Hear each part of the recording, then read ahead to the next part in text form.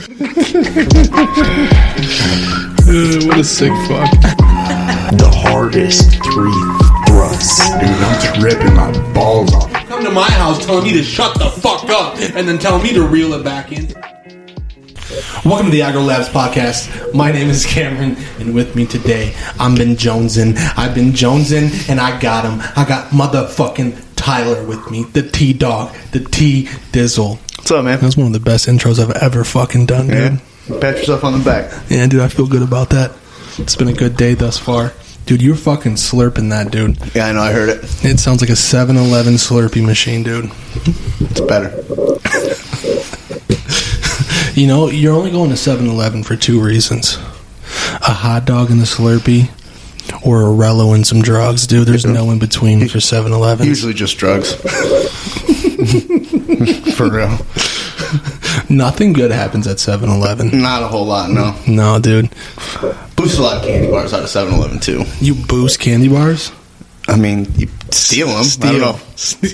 You're stealing candy bars, dude? Not lately.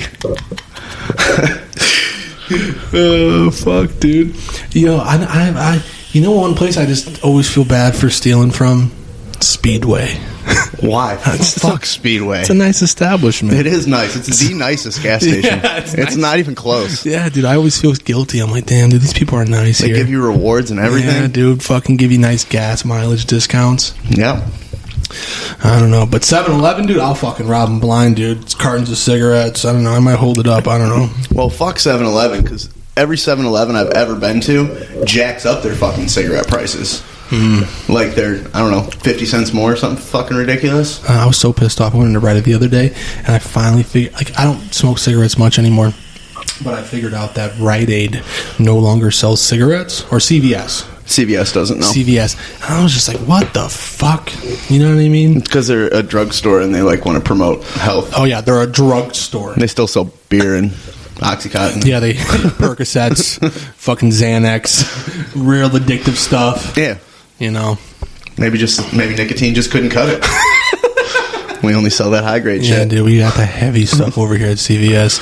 Come into your neighborhood CVS and get fucking hooked. Yeah, be like that sometimes.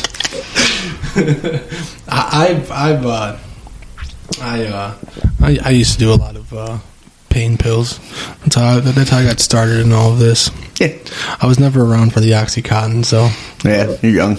Yeah, dude, those were the days. No, dude, we had the 30s. Listen to this, kids. 160 milligrams of Oxycontin.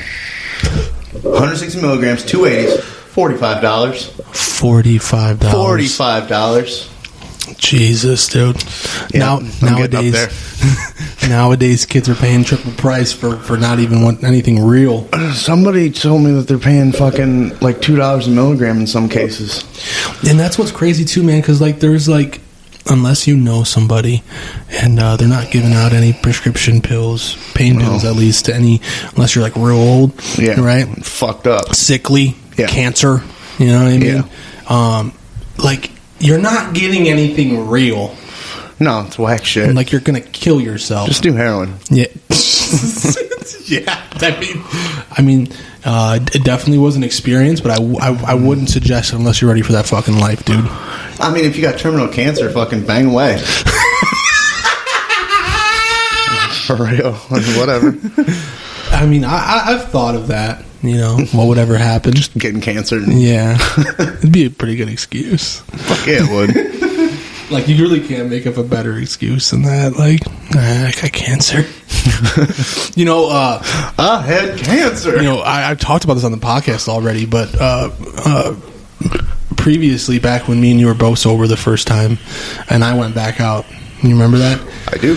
I was sleeping in some guy's car, and I was going to go to detox, and I looked over and I told him, like, dude, I'm going to detox. And he just looks at me, cold stare, and he goes, I'm not.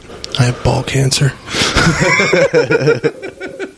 And I was like, that makes sense, dude. I understand. I feel even more sympathetic that it's ball cancer. I mean, what do you have to live for? You know what I mean? Yeah, dude. I'm like, what are they going to do? He's like, I don't know. I haven't even thought about it. I just keep doing what I'm doing. yeah, dude.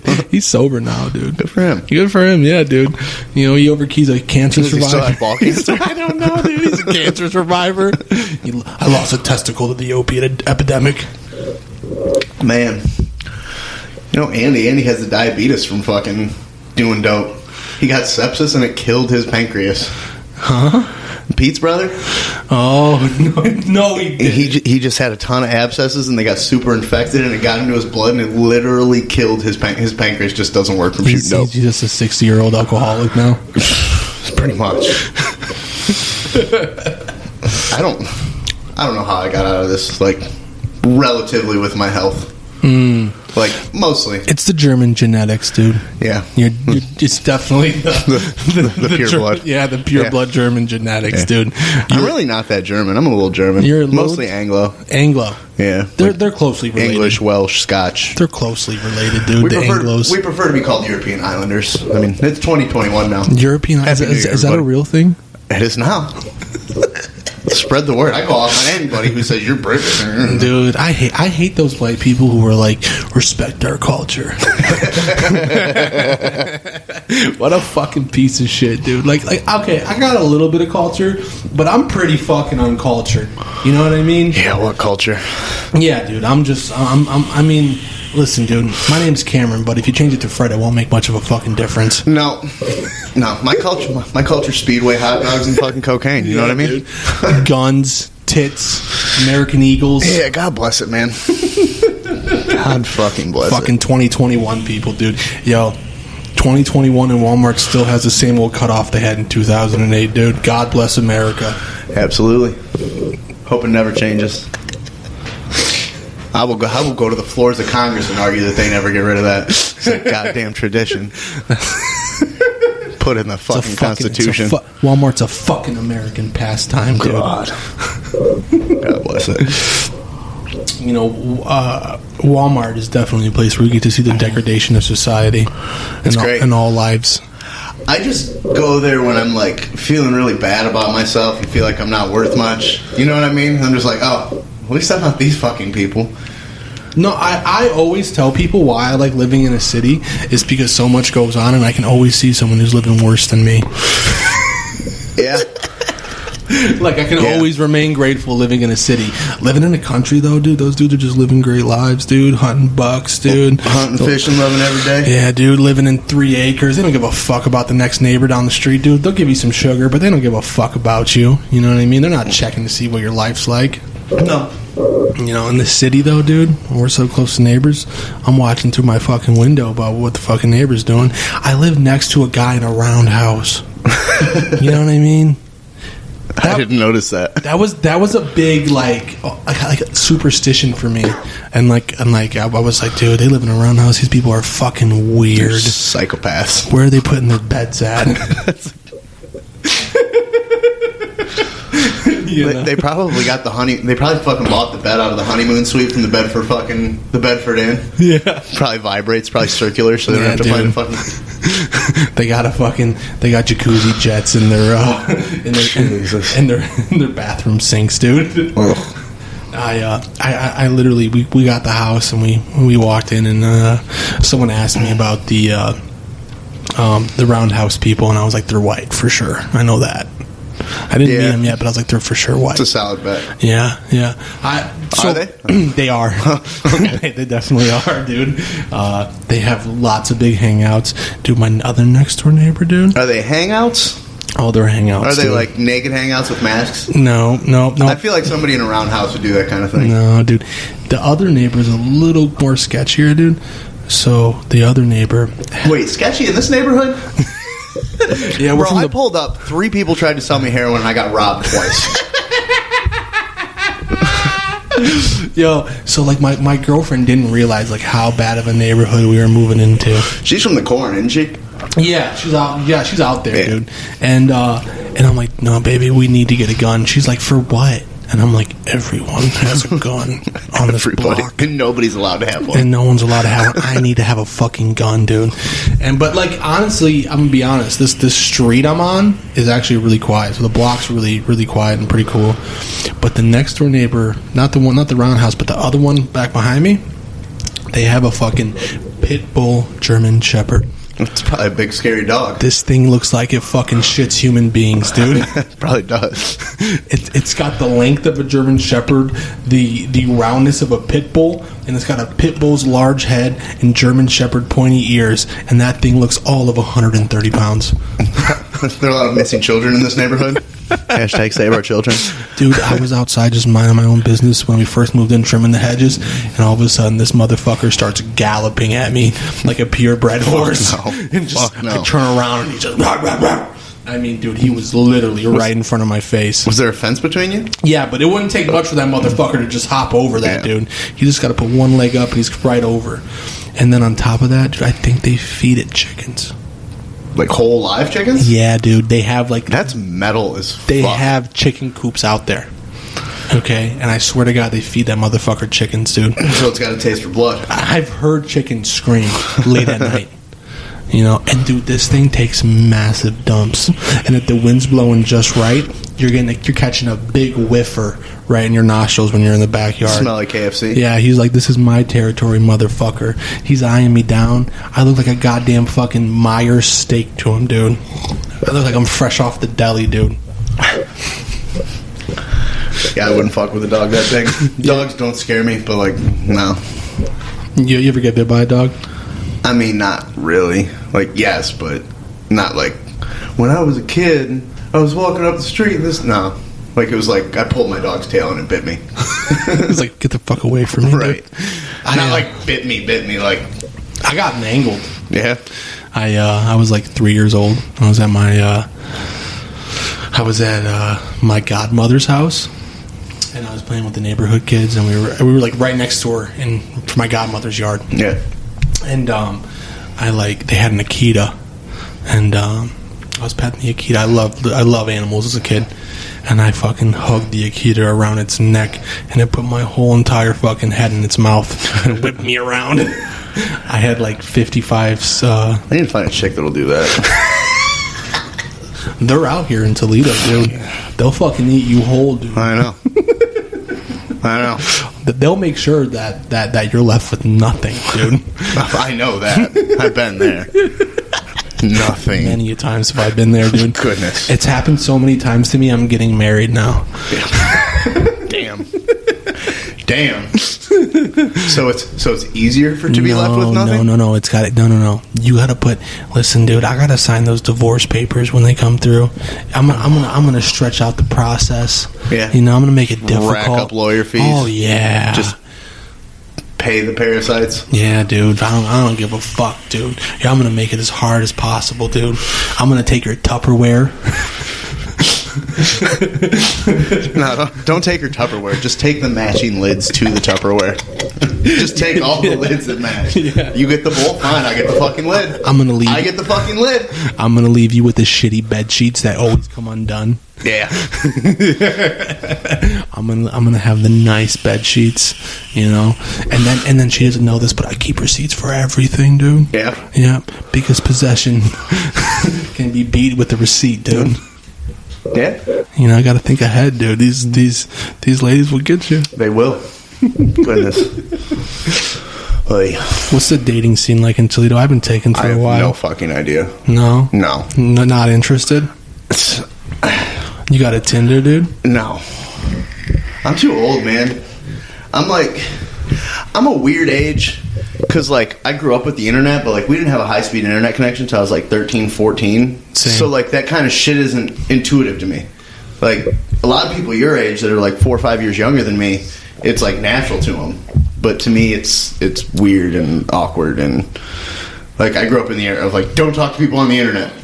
No, it's... Dude, I was I was at the mall earlier today, and it was, like... I couldn't even have a conversation with someone because it was like they didn't even know how to have conversations past their computer prompt.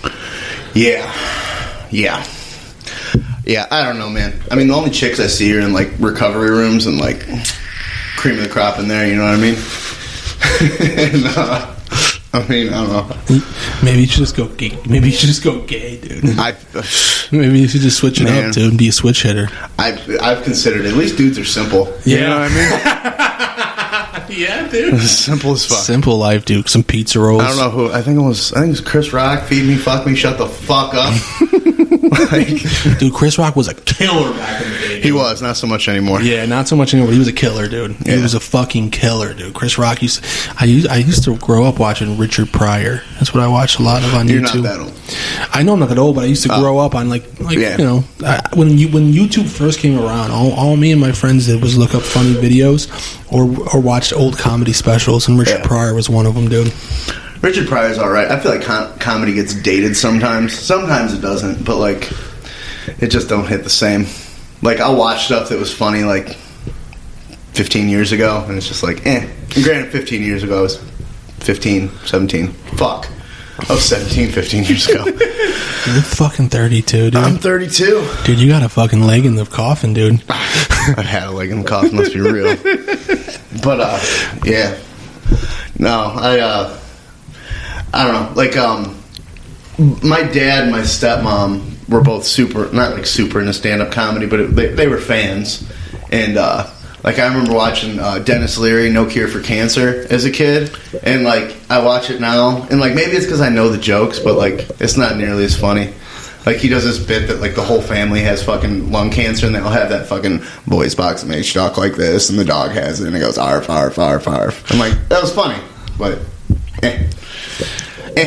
Yeah, I some of the comedy that I hate the most is the comedy that's like genre comedy. Like it's very like niche. Yeah, like I don't like like you got to know about video games or you got to know about comic books. That, but also their image they portray. So like I don't like comedians who like there's this one guy I always see on YouTube of like, no, I'm a hipster face tattoo comedian. And he makes like jokes about his like face tattoo, and I'm like, I don't really give a shit, dude. It's a fucking face tattoo. You did it. It's not funny, you know. It's funny if I make jokes about it. But. Yeah, it's funny if I make, not you, dude. Like you, like the self-deprecating humor doesn't work that way. Like the best comedians are like, I feel like they like say what everyone else is thinking, and they're just normal people. Yeah, Bill Burr. Dude, Bill Burr's so great. Bill Burr's the GOAT. Everybody talks about Dave fucking Chappelle, and Dave Chappelle's great, but like Bill Burr, man. Yeah, dude. Dude. If I could just have Bill Burr wake me up every morning and just yell at me about how much of a worthless fat piece of shit I am, dude, my life would dramatically change. Hey, Tubby, get the fuck up. You know what I mean? Bill Burr, life coach.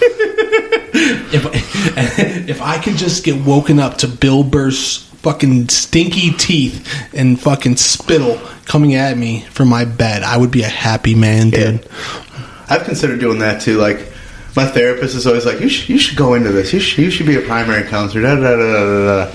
I'm just like, that's like school and like a bunch of rules. And she's like, well, you could be a life coach. And apparently if you're a life coach, you need like no certifications. There's like no ethics. You can just do whatever you want. And I could just create an army. That's that's a real thing. I'll be like a life coach / cult leader. Dude, fucking rad. I would rather be a cult leader. No, I'd be a life coach in 2021 because people would buy into that way more than a cult. They'd be like, "You're a life coach." I'd be like, "Yeah, dude, I live great." But on the real, it's a cult. Like, give me 20% of your income and let me fuck your wife. I'm we're non-denominational. For sure. I don't know, man. People ask me like, "Are you gonna like?" Go become a social worker, dude. I don't want to take people's fucking babies, dude. I just don't care enough, dude. I don't want to take people's babies. I don't want to deal with this sad, dude. No. When all of this, no, it's way better if you don't have to look at it. You know what I mean? Like just act like it doesn't exist. Well, not only that, dude, but I don't want to be fucking inconvenienced with dealing with it. You know? Yeah. And I'm going to be honest here, dude. Something that I lost my mind at is when all the police protests for the police brutality was going on, which I totally was like, okay, I dig that and I see that, right?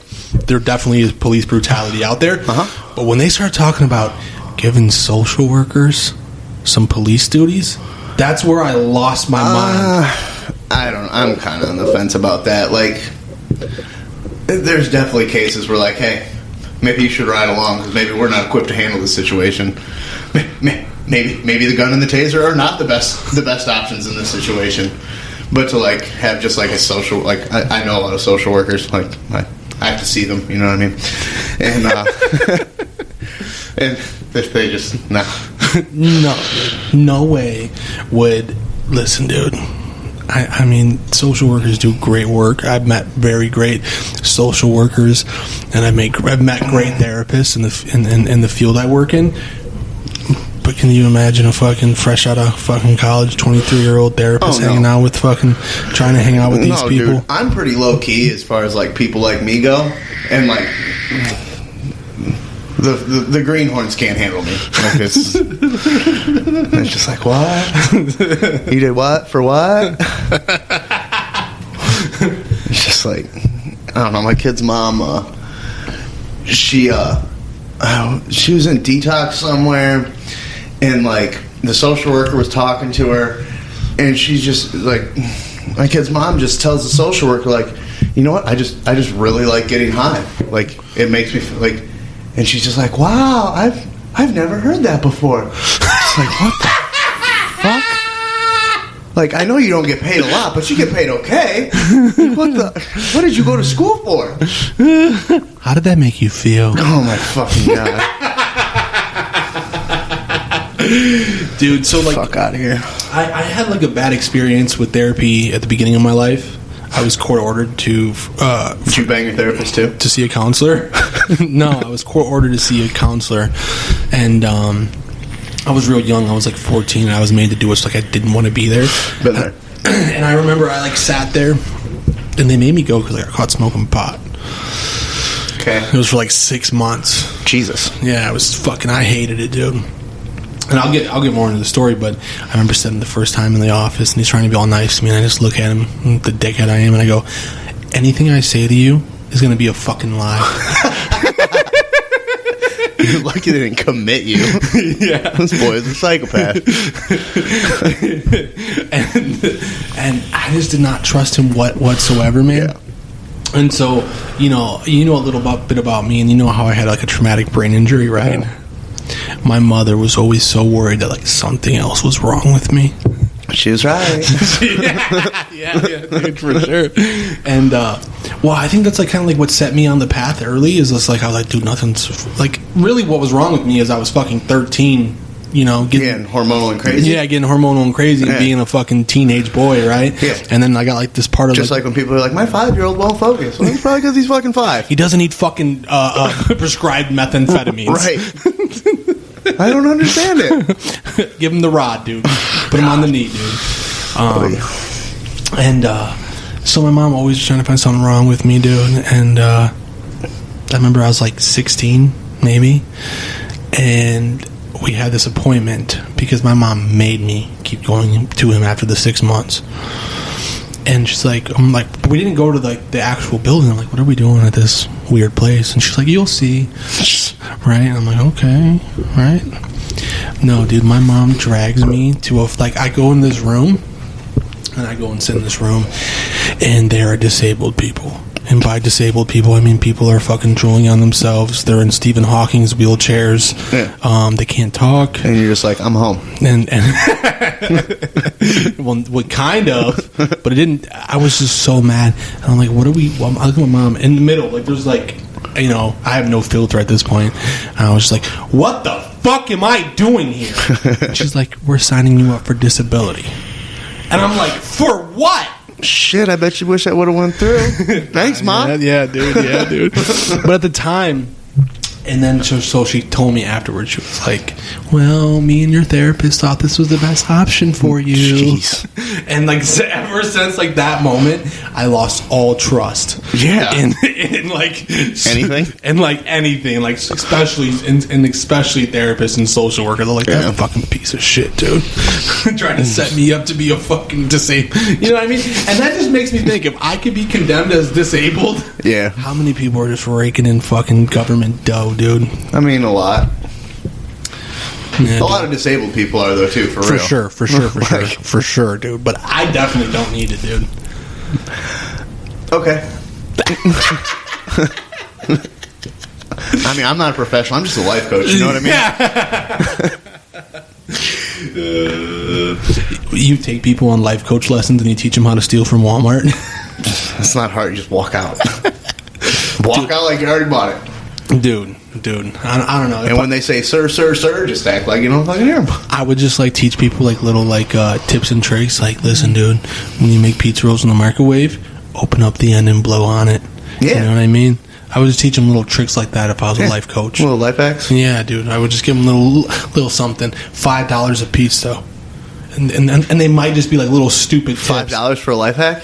Yeah, just $5 a piece. I mean, there's people that would pay that. Yeah, dude. There's people that fucking pay $5 for a new outfit on their fucking phone game. PayPal me. Yeah? Cash App. You know?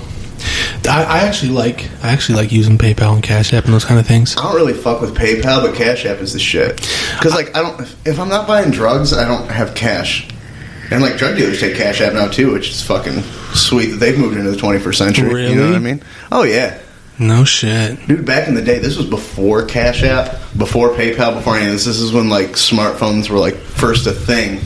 This chick I used to buy dope off of, she had one of those, I think it's called a brick. It's the fucking card scanner that you plug into the headphone jack. Yeah. And I would get my family to buy me green dot cards because you can't buy drugs with them, wink, wink.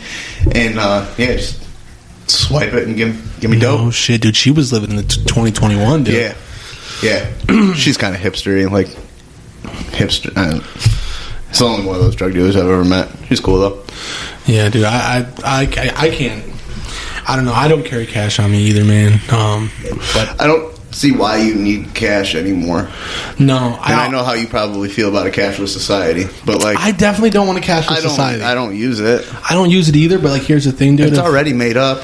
Yeah, dude, and that's the craziest part. It's just completely made up. How do they value our dollar? You know what I mean? Like, I know how they do it, but, like, how? It's all relative to everything else, which is weird because everything is relative to the dollar for the most part. It's just like, we agree this paper is worth money. It's worth fucking 3 oxes. You know what I mean? Like, it's kind of scary. No, it really is. And, like, so, like, when my buddies are like, get into stocks, I'm like, no, that's made up too. And I think that's the thing. Like, stocks sound good, and, like, trust me, I want to make a buttload of money off of stocks. But here's the thing: that I don't have that good of luck, dude. I'm thinking if I come into like $1,000 that I shouldn't have, legitimately, they're like, I'm just gonna buy Amazon stock because, like, Amazon's not getting any smaller. No, and that's not going to happen. Listen, dude, there will not, mark my fucking words, dude. Mark my fucking words. You will not have, I think in the next 20 years, maybe 30, but I want to say 20, you are not going to have attendants at grocery stores. You are not going to have gas station attendants. Oh, no. You are not. You're going to be able to walk into a store, buy whatever you want, and pay for it, and then leave. And it's just going to be the way it is, bro. Yeah. You know, that's where people are not even going to go to the grocery store anymore. They're going to order online, and they're going to get their groceries shipped to their doorstep. Yeah, dude. I don't... Like I said, like, I grew up on the precipice of, like, the information change when, like, not just computers, but, like, the internet took over everything. So I'm, like, socialized to, like, read off of paper and, like, tangible things. And it's super scary. Like, especially, like, raising a kid that, like, I already don't understand this world. Like, when he's a teenager, like, I know how I was when I was a teenager. Like, I could manipulate things that my parents didn't understand. But, like, their degree of misunderstanding of what was going on is not going to be comparable to what I don't understand. Yeah. I'm going to be that old guy. Like, you can do what on your what now? Mm-hmm. And like, it's hard for me to have empathy for that situation, but, like, at work, dude, when I got to train an older person on, like, computer stuff, goodness. and I'm like, dude, I used to take 4 years of computer classes, dude, because all I would do was just skip class and smoke weed, and it was an easy fucking passing class, you know what I mean? So I can type really fast, I'm pretty computer savvy, and then I got someone who, dude, is just using their index finger, dude, and they're like, what's a tab? Right. What's an Internet Explorer tab? Right, and it's intuitive to you. Yeah. And, like, my kid, he can't count to 5, but he can work a fucking tablet. Mm. You know what I mean? It's a thing that he can do. He's not even 3. I think the further we get out of touch with, I feel like the more we add technology into our daily regimen, the further out of touch we get with our humanity. Yeah. You know, like, really, like there's, for sure. There's something peaceful about, like, being in the woods, about, like, going hiking, about going on an adventure. Yeah. And I feel like for the most part, I feel like the more that we get away from those kind of like you got to think, man.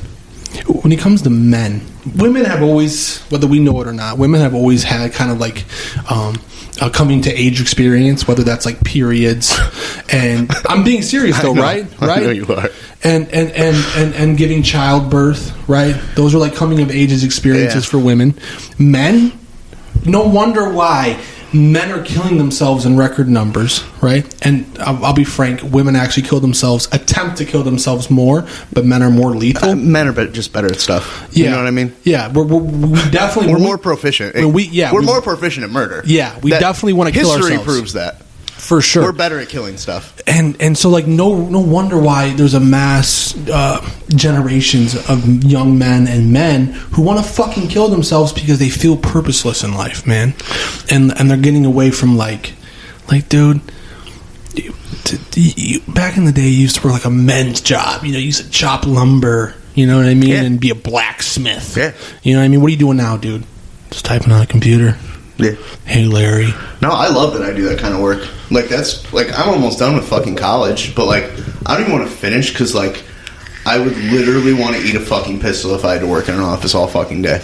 Like, I like lifting heavy things and moving heavy things and nicking my hands up and burning myself, and, like, I'm a bit of a masochist to begin with, so, but, like, I like that. Like, I think it's super important. I can't speak for women. Maybe it's good for them too. I don't fucking know. But, like, I think it's good for a man to, like, do those things. Like, it's ingrained in our DNA.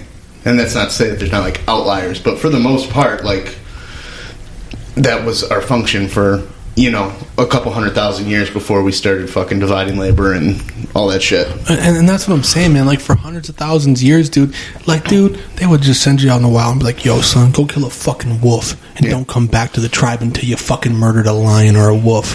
Prove your fucking mettle, dude. And you're just out there cold in the fucking barren snow trying to hunt down the fucking fabled Yeti. Yeah. And if you don't get it, I guess you don't eat. yeah, dude. Get you out of the gene pool. You're ostracized from the tribe, dude. You're just out there shivering, and the other tribe comes by and just fucking picks you off, dude, kills you. Then you're someone's fucking winter meal. Yeah. It's just, there's nothing out there like that. Or you're somebody's nightly snack, you know what I mean? Well, what's interesting is I was a little while back, I was watching this documentary about genes and how they affect and our DNA, how the genes affect our DNA, and how it's like a collective consciousness, a collective subconscious, kind of like we're imprinted. Okay. Like we get imprinted with these reactions to our environment. Yeah. Like, say they use the baby and a snake, for example. Like, they used a fake snake and a baby heart rate rised. Yeah. And it showed signs of it being afraid. Right. And one researcher pointed to when you walk outside and it's dark out and it's silent, and getting that, like, prick on your neck and, like, tingle down your spine. Yeah. They were talking about, like, that's like back in the day we used to just get eaten by predators in the dark. Oh, yeah.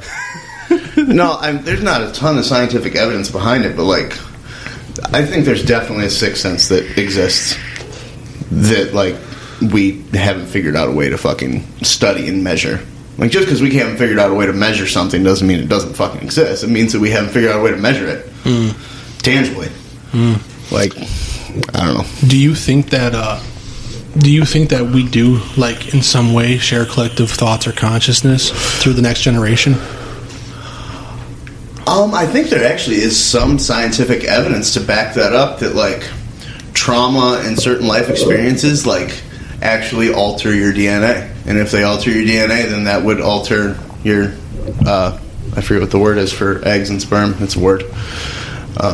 Yeah, I mean, I'm pretty sure that there's some scientific evidence to back that up. Because, dude, like, sometimes, and, like, I'm not into, like, like this new age generational, like, spirituality, but I do have deja vu sometimes. And, like, when I have deja vu, either something really bad or really good's about to happen. Yeah. You know what I mean? And I think that, like, it's not far-fetched to say that, like, we pass on, memories, but we just don't realize that we have the memories, I guess. You know what I'm saying? Like, I guess there's some study a while back that I read about, and it might have been discredited now, I don't fucking know. But I'm just going to spread it as truth. Sure, I mean, it's, go ahead. It's just 2021. Yeah, who fucking this is cares, what we dude? do. Listen, dude, on Facebook, dude, if I see another fucking post that some ignoramus fucking post on Facebook without even reading the goddamn without reading the article, I'll lose my fucking mind, dude. Like, that's not what the article says. That's a clickbait headline, and that's not what it says. Yeah, dude. But no, they would show people a black screen, and then it would appear as like a playing card. But as you're doing it, there's actually nothing on the other side of a playing card. And then once you click, it generates an image after you click, and it would either be a benign image or it would be a pornographic image. And people could predict, not like with a huge amount of accuracy, but a statistically significant amount of accuracy, when there was going to be a pornographic image on the other side, which speaks to like mating, being able to put yourself in a situation where you can reproduce. It was something along those lines. And like I said, it might be discredited, it might be fake news. Yeah. Just take it as fact, though. You know what I mean? Yeah, and what's some guy on the internet said it. And what's crazy about like with the world that we're living in, and I mean, like, let's be frank, we're probably, I don't know, when do you think monogamism started? I wonder that a lot. Because they said when we were hominins, bro, we were just having group sex. We're still hominids, but yeah, I know, but they were saying like way back when like the early hominids were just having group sex 24/7, dude. Yeah, you're talking about like sex at dawn shit. Yeah. Some people, there's a lot of anthropologists that don't really buy into like that exact narrative. But I mean, I look like a fucking bonobo. You know what I'm saying? Yeah. Yeah. Big one, but. I mean, I don't know. Monogamy is definitely it's a social construct, for sure. It's one of those things. It's like gender. Is gender a social construct? Yeah, but also no. Mm-hmm. I mean, part of it is, but like there's definitely a value to, especially a woman linking with a man for an extended period of time to raise his child, because then you can share resources. And like, let's face it, a human child is pretty fucking useless until they're 3. Like, they can do nothing by themselves. A thing, dude. So that's 3 years that you can't be aware of fucking predators or other tribes, and it's really hard to go find food. So there's definitely some benefit to either communal living or having a direct mate.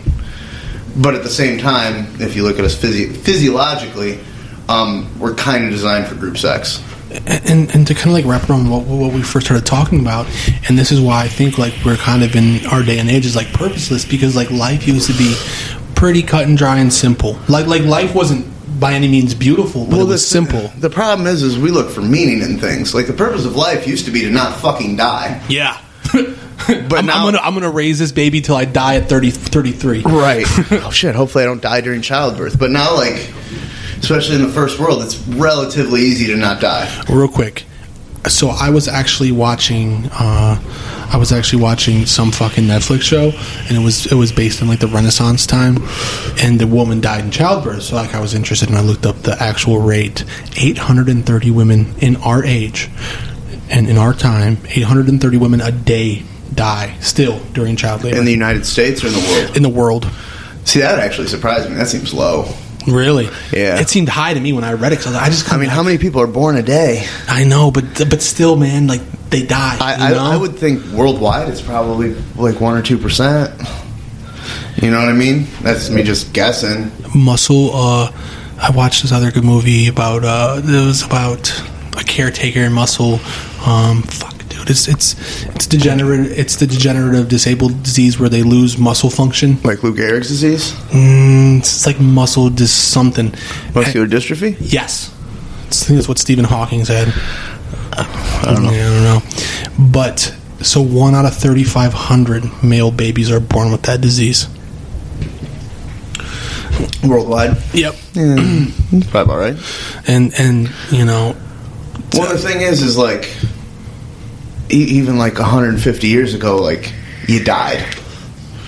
Not that long ago. You just died. You got one of those nicks at work, dude. Bacterial infection. You're fucked. See, that's always been weird to me, because like they always talk about you can die of a paper cut, but like it's not like I put antibiotics on all my fucking cuts. It's not like I get deathly sick. So I don't know. I mean, yeah, you could, because like I've seen people get a nick and then all of a sudden they have MRSA or fucking sepsis or some shit, and like that happens, but it's not like, oh, you can't cut yourself your whole fucking life or you're gonna die of fucking whatever. I mean, in this day and age, you're definitely looking good if you got a nick or like, dude, sepsis and like MRSA, dude. Like back in the day, you're dead. Oh, you know yeah. what I mean, they're not doing shit for you. But nowadays, you're well. See, the you're thing is MRSA didn't exist back in the day because the MR in MRSA stands for medication resistance. So if you don't have medication, like there's nothing for it to resist. You know what I mean? Like that's what MRSA stands for. It's bacteria that regular antibiotics don't kill. Oh my god! So if you don't have antibiotics, like it's all the same. It's all staph. Yeah, and I think people are going to be even more hyper aware when it comes to disease due to coronavirus now. Yeah, I don't actually. So it's probably not an awful thing. It's irritating. Yeah, I don't think it's awful, but I definitely think it's going to create more phobias in people, and it's also like I don't think the way of thinking that people have right now is going to slow down. Like if we all get vaccinated and the numbers drop significantly, there's like, dude, I've seen somebody run out of Panera bread in terror, right? Like I opened up a door and it's like a little like vestibule where you're walking through, and I open up the door and the guy's coming in at the same time. And he's coming through the other door, right? And I stand off to the side, and he runs. He runs through the vestibule, right? And I'm like, what a fucking asshole. Yeah. You know what I mean? Like I'm going to run around and scared of a molecule. Right. You know what I mean? Part of the problem with that is like, yeah, there's a certain subset of the population like that. And then there's a certain subset of the population that just, like, doesn't believe in it. Like, it's not... The problem right now is, like, we talk about how our politics are polarized. Like, the politics have bled into the culture, and our culture is polarized. And there's, like, no nuance to anything. Like, the right thing is, like, this is a scary thing. We should take precautions. But, like, it ain't that fucking scary. Like, it's going to be okay. This is not new. This has been happening for a really long time. We had a really solid, almost 100-year break. It was a 100-year break in there. Yeah. But, like, this happens. And, like, we're more closely packed together and intertwined, even though... socially we're further apart than we've ever been, but like physically we're more intertwined than we've ever been. Like, it's gonna happen. It's just going to. But like and it could just be that it's the loudest voices, or like if you don't wear a mask you're a monster, or it's fake. Yeah. That might just be all I'm hearing. Yep. Because I feel like most people I talk to, even politically, like there's people that like voted for Biden and people that voted for Trump, but really, for the most part, there might be one issue that they're kind of extreme on. But for the most part, we're all just like, dude, America. For the most part, we're not as polarized as like it sounds like. For real. Like most people I know, most people are like, yeah, you should probably be allowed to own a gun. No, probably like not everybody should, or maybe we should check it out. But like, you can't have an auto rifle. Yeah, and like, yeah, there's shades. Like, okay, semi-automatic rifle, some people are cool with, some people aren't. But like, for the most part, they're really not that far apart. And like, honestly, maybe it's just because I talk to people that are our age. I feel like most people my age think that like we should pay for each other's health care. Like, it's just like, yeah, probably for the most part, not all. But for the most part, I feel like people agree on it. I feel like that's the older generation kind of holding that back just because that's the way they've always done it. And now they're fucking sitting on my tax dollars. You know, I mean, in all fairness, it's their tax dollars, too. I know. They paid into it. I know, dude. But, like, you know, it's the people who are like... Medicare's not an entitlement because you fucking paid for it. Correct. Like, you did. Correct. You bought it. Whether you wanted to or not. I suppose you're entitled to it because you fucking bought it. Yeah, whether you want to or not. That's true. And I don't love that, but, like... There's no... I don't believe in absolute good. I definitely think... Like, it's kind of like Tupac and Biggie. Like, okay. I'm being serious. Like, you have, like, these two sides, right? The East Coast and the West Coast. We have the Republicans and the Democrats. And they're the most polarized... Tupac and Biggie, for the time, was the most polarized figures in hip-hop, right? And in the political spectrum, bro, you got, like, the fucking Californians who are like... You know, well, the air is bad. We got to purify the air. But see, the thing is like, it's not. Because you forget that, like, yes, California's going to vote blue every time. But, like, I don't know the exact numbers, but I'm guessing somewhere around 40% of California voted for Trump. Sure. That's almost half. Sure, but this is also the thing, right? Is that it's the people nowadays with the biggest platforms that get the most voices, and that get heard. So like, it's the loudest ones. Yeah, it's the people who are like saying the craziest shit that are getting the views. Yeah, and that's the thing, right? It's like, who's more crazier than me? Yeah. Well, I'm more crazier than you. I lick cereal boxes and I have coronavirus. Right. I think that's part of the reason CNN's gone so far left. Like, CNN used to be overly neutral. Yes. Like, there would be an issue, and they would be like, they wouldn't even try to get down to fact. They would be like, here's this issue. This is what Democrats say about it. This is what Republicans say about it. But, like, there has to be some truth, so that they're just as much to blame for post-truth as fucking Fox News is. Yeah. But, like, that was the Fox News model, and Fox News has been kicking everybody's ass in fucking ratings for years because it's entertaining, and it, like, provokes fear and outrage. So everybody else did that because that's the goal of a fucking mega corporation. MSNBC has tried to do that, but it just comes off as like weird cult. It's super weird. MSNBC is super weird. Weird virtual signaling. You know what I mean? It just Fox News is the same. It's just more overt. It's just more overt. Like you're like, oh, this is what I'm looking at. But MSNBC is like standing tall on virtual signaling, dude. They're just like look at this, dude. You know?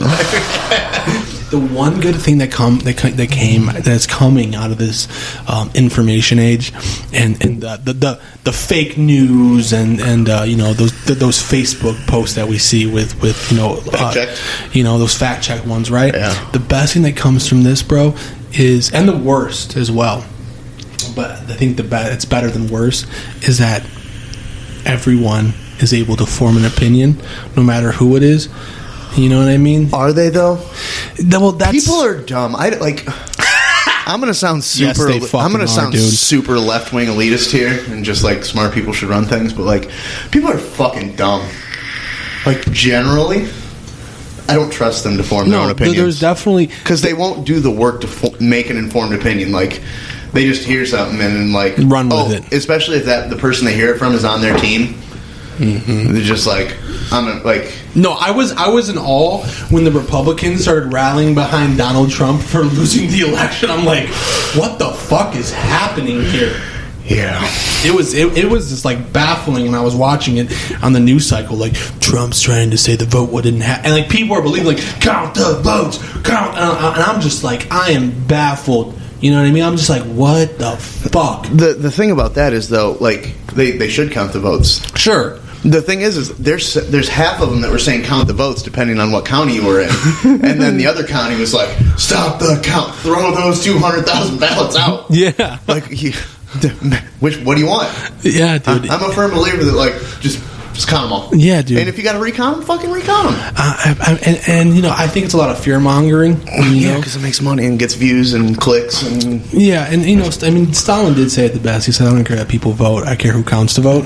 So I mean, I'm not saying that's what we're dealing with here. Good old Joe. Yeah. Uncle Joe. Uncle Joe. The original Uncle Joe. Yeah, let's be honest. Dude, fucking Joe Stalin would have fucking put a bullet in Joe Biden's head, dude. No questions asked, dude. Joe Stalin was that guy, dude. Well, yeah. Yeah. It's kind of his thing. I you know, hearing about the communist uprising in Russia before the Soviet Union, it's one of my favorite things to learn about, dude. It's interesting. It's weird. It's super weird. It is fucking just like, what the fuck? It's really weird.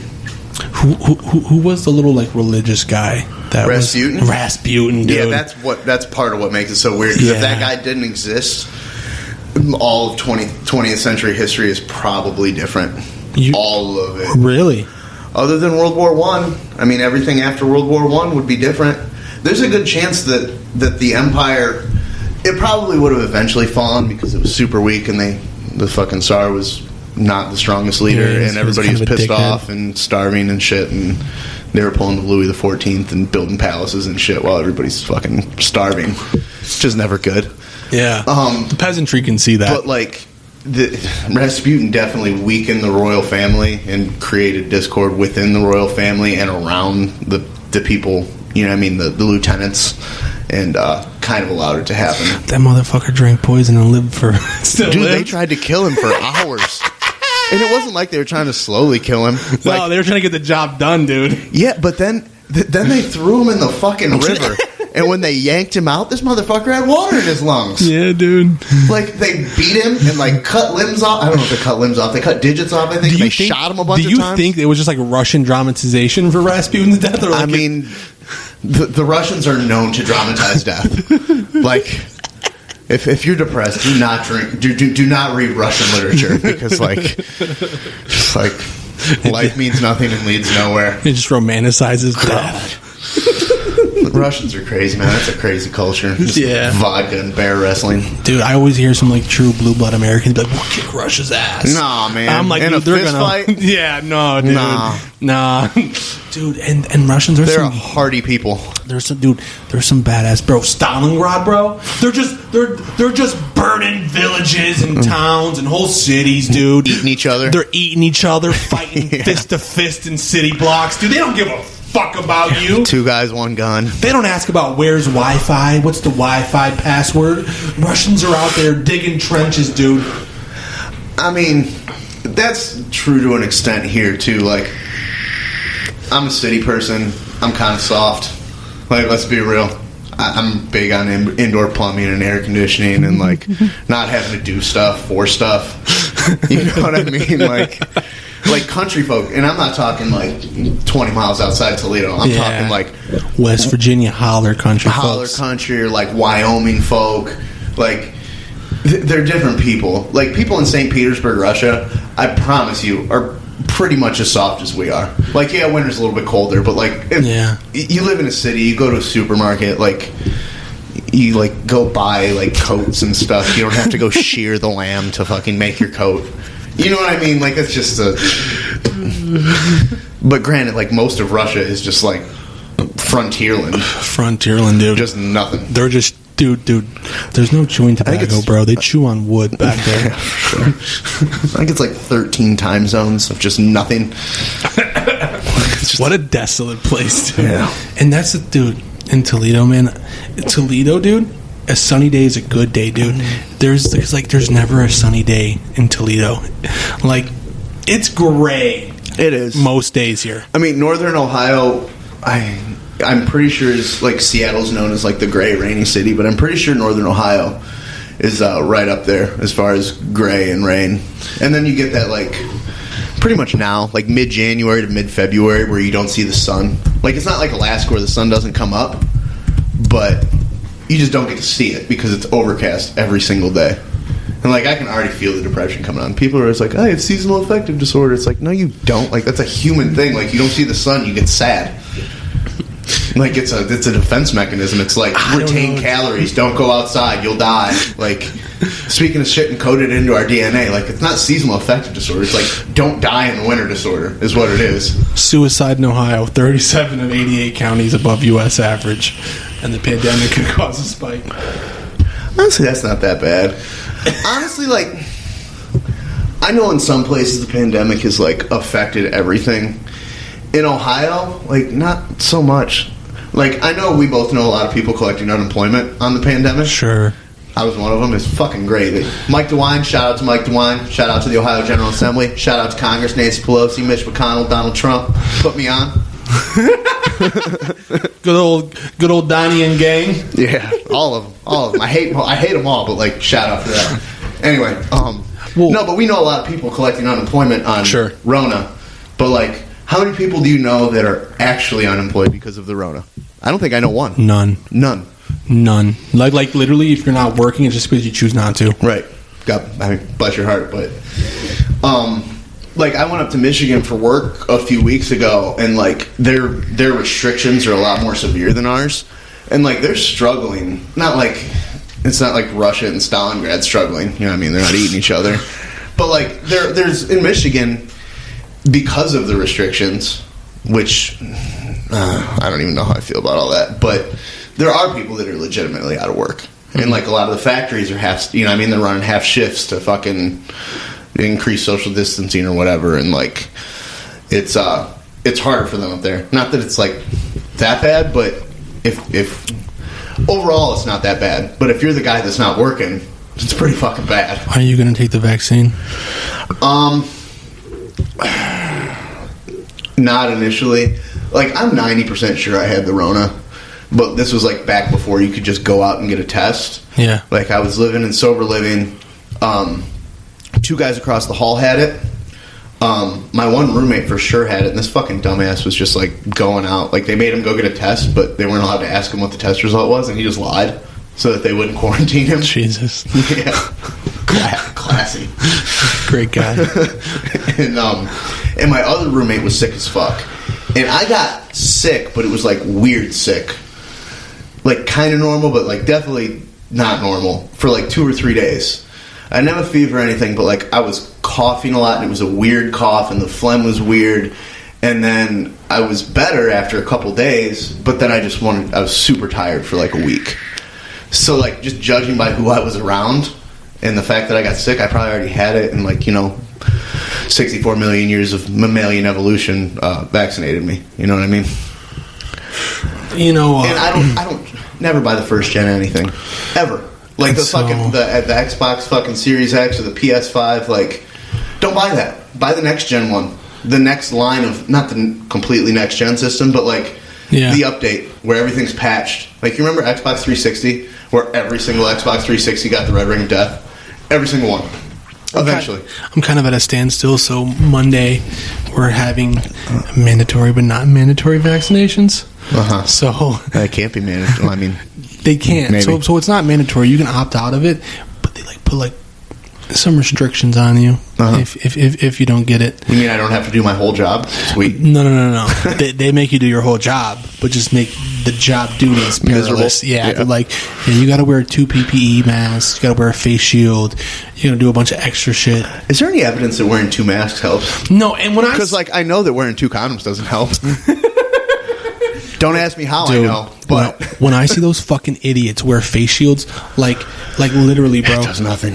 Like, so I see people wear face shields, but they don't wear masks, right? And I'm like, what a fucking idiot. You know what I mean? Because like, you think droplets of moisture? Not wearing a mask.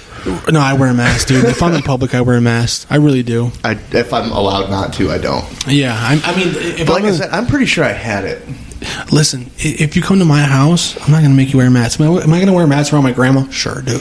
Yeah. Right? But, like, if people come over, whatever, dude. Right. You know what I mean? I'm not going to sit here and sanitize your spot when you leave, because I just really don't. Like, just be honest here, man. You're never going to know if you're going to get it or not. Right. You know what I mean? So, but when I see those people wearing those silly fucking riot face masks in fucking Target, I'm just like, dude, what are you doing, man? Just wear a surgical mask. Just wear a K950, you know what I mean? And then I'm 950. Wear one of those, dude. Yeah. You know, why you got to be different? It's people, man.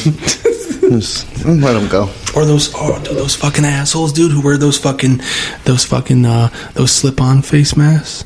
You know what I'm talking about? The neck ones. Oh, the pull up. Yeah, the gator, the neck gator. The neck gators, dude. I mean, they like those just because they're convenient. You never have to find your mask. Yeah. You know what I mean? Sure. And you don't have to wear it like a chin diaper when you're not wearing it. Chin diaper. It's a good word. It is. We were talking about that the South other day. Park. Yeah. God bless South Park. Yeah, dude. If we're going to be saved, it's going to be South Park and Joe Rogan. That's our own. I don't know how the Fear Factor guy and the cartoon guys with the swearing children became our only hope, but what the fuck? Dude, no, listen. We're living in an alternate reality. Yeah, if anything this is Back to the Future 2, where fucking he took that fucking betting book and placed those bets. That's where we live. We live in that alternate universe, and fucking Marty McFly needs to come back and fix this shit. Fucking Michael J. Fox. Now he's got fucking Parkinson's. He's not going to be able to do that shit. No, he's fucked. Joe Rogan's got to fucking do it. Well, I think what'll happen, dude, if shit really hits the fan, bro, the South Park guys and Joe Rogan's are just going to go into some fucking LA bunker, dude.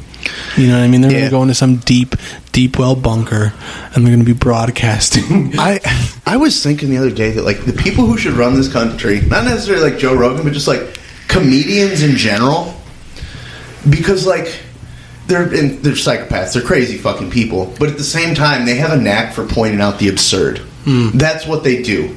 And, like, so much of, like, everything right now, and for the past, I don't know, since the beginning of Obama's second term, probably, so much is just absurd. Yeah, man. It's absurdity on both fucking sides of the coin. Crazy. Is both. I didn't vote this year. Neither did I. I could not justify a vote for either candidate. I cannot participate in a political system that I don't agree with. I just can't. The system's super flawed.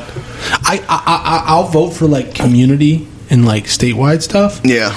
But when it comes to like the president, right? The presidential elections, right, is a farce. The president. It is. The president doesn't have power. He's just a figurehead. I mean, he has power, man, and the power is in the media, and there's people thinking he has power. Right. But I don't agree with the system, man. I really don't. Bucks it and burn it all down. Yeah, well, that's the thing. Like, we talk about healthcare, right? Yeah. And we talk about, these politicians that me and you both didn't vote for, right? Yeah. We need a new system, man. And I don't think you can. Like, how do you do that other than killing people? Well, people are so like firm on the Constitution. The Constitution's great for the most part, but it's wildly imperfect. Like, there's just shit in there that does not make sense anymore. Yep. Like the one of the big ones, and like this isn't just because of Trump. Like, no man should have this power. No woman should have this power.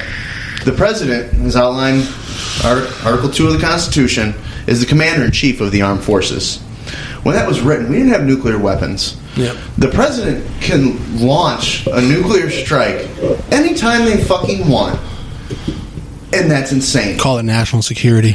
That's fucking crazy. There needs to be something about nuclear weapons in the Constitution. People really don't understand how close we were to World War III when Donald Trump killed that fucking Iranian general, dude. Yeah, that could have been bad. That was a fucking, like, people don't understand how volatile that side of the world is. Yeah. And they just live in this little American bubble. Right. And they don't understand, bro, like, the Iranians don't fucking like us. Russia don't fucking like us. We're encircling Russia's borders with fucking wars. Been doing that for a while now. Yeah. Fucking China. China's just living off our backs. China. We're living off their backs too, in all fairness. I know, but like the only reason they're raking in the dough is because of us, right? Shout out to China too for that PUA, dude. Man. That good looking China, because God knows we don't have the money to fucking pay for it. Dude, China, thank you for making. Shout out to Pooh Bear, Xi Jinping. You know what I mean? Thank you for making everything. You can't sell this podcast in China now. Everything that I wanted in my life, China. Thank you for making affordable, dude. I mean, yeah. Yeah. Thank you for making Nike's piece of shit Nike sneakers so fucking overpriced, dude. Right. They're taking our jobs. They took our jobs. They did. But I mean, let's face it. I'm not working for 10 cents an hour. Do you know China bought up some Toledo real estate? Yeah, up in the marina. Yeah, dude. Yeah. They're coming, dude. They're plotting a coup. They're here. They're not coming. Sure, dude, they're here. For sure. There's some but here's the thing, man. We're playing with a loaded gun when we're playing with China. They've been around for fucking thousands of years. Longer than anybody else. Yeah, man. Maybe not as a single nation state, but it's the oldest culture on the planet. You want me to be honest? I think the lost civilization of Atlantis was China. Okay. I don't have any facts to back it up, but like in my heart. Not even this guy on YouTube said? No. You don't even got that. You're the guy on YouTube? No, just pure heart, dude. In my heart, dude, China had this massive civilization that just sunk to the bottom of the ocean during floodings. And then what came from the rubble was China. As Donnie would call it, China. Yeah. No, China's scary. And they fucking eat bats and shit, dude. They just have such a different... And it could just be scary because it's different to me. Yeah. But, like, just the way they view everything is fundamentally different. Like, the over-collectivization of just everything. And the fact that, like... They don't, like Alex Jones is always talking about human-animal hybrids and shit. And, like, that's China. And Rogan's always talking about, like, when they do figure out how to make, like, super babies, like, ethics here will delay that for a while. Yes. But, like, eventually you're going to start seeing, like, 6'4", 250-pound sculpted China people. Is that racist? They're not China men. They're China people. China people. Did you call them China people? Yeah, I like that. I said China people. I think it's better than China humans. Yeah. China humans. Yeah, China humans. But, like, they have no qualms about just, like, altering... And if it creates zombies, like, hey, we'll just block down the fucking city again. Yeah. Dude, Resident Evil, that story was for China. You know what I mean? And that's a pre-log. Just think for its prologue, but yeah. Yeah, prologue, thank you. Fucking dude, there has been genetic testing done in China with cross species. I mean, I'm pretty sure there has They been. did it in Russia, too. Yeah. Back in the day. They tried to get some woman knocked up by, like, chimpanzees or something. Fuck, dude. Yeah. And this was pre-fucking Petri dish babies, if you know what I mean. Oh, my God. They tried to do it the old-fashioned way. No, they didn't. Look into it, man. I mean, I'm sure they put in like a turkey baster or something, like the seed of Chucky, dude. Maybe. I'm sure they were smart enough, dude. I don't know, they're Russians though, so they could just They're be like savage. They're just like, you need to perform sex on this chimpanzee. Winter is cold. Shan't keep you warm. Winter is coming. Yeah. It's just it's the Game of Thrones fucking princess, dude, getting railed by a monkey. I'm waiting on that book, man. The Game of Thrones book? Yeah, I'm hoping dude fixes fucking the TV series. Well, I hope... I read all the books when I was smoking crack this last time. And, you would smoke crack and read books? No, I would actually like read books while I was dope sick waiting for a delivery. So I didn't have to think about being dope sick. And yeah, I read them all. It's a lot of pages. But like... There's 2 more books, and this dude's been writing a book for like 15 years. Well, dude, they were fucking, HBO was just like, come on, give us more. Right. And I really don't think he was fucking trying to write, like, do it that fast. Yeah. Well, he didn't. The fucking producers and, I don't know, the guys who made the creators of the show finished the stories for him, and, like, everybody hated it. Yeah, the ending was so bad on Game of Thrones. Yeah. It just really was, man. I liked how Arya killed the Night King. Yeah. That was pretty badass. I like to see her character evolution. Yeah. And it took a while in the series, right? It was very slow building, so I like that. Oh, it's slow building in the books, too. But like, Jon killing her, it was just so dumb.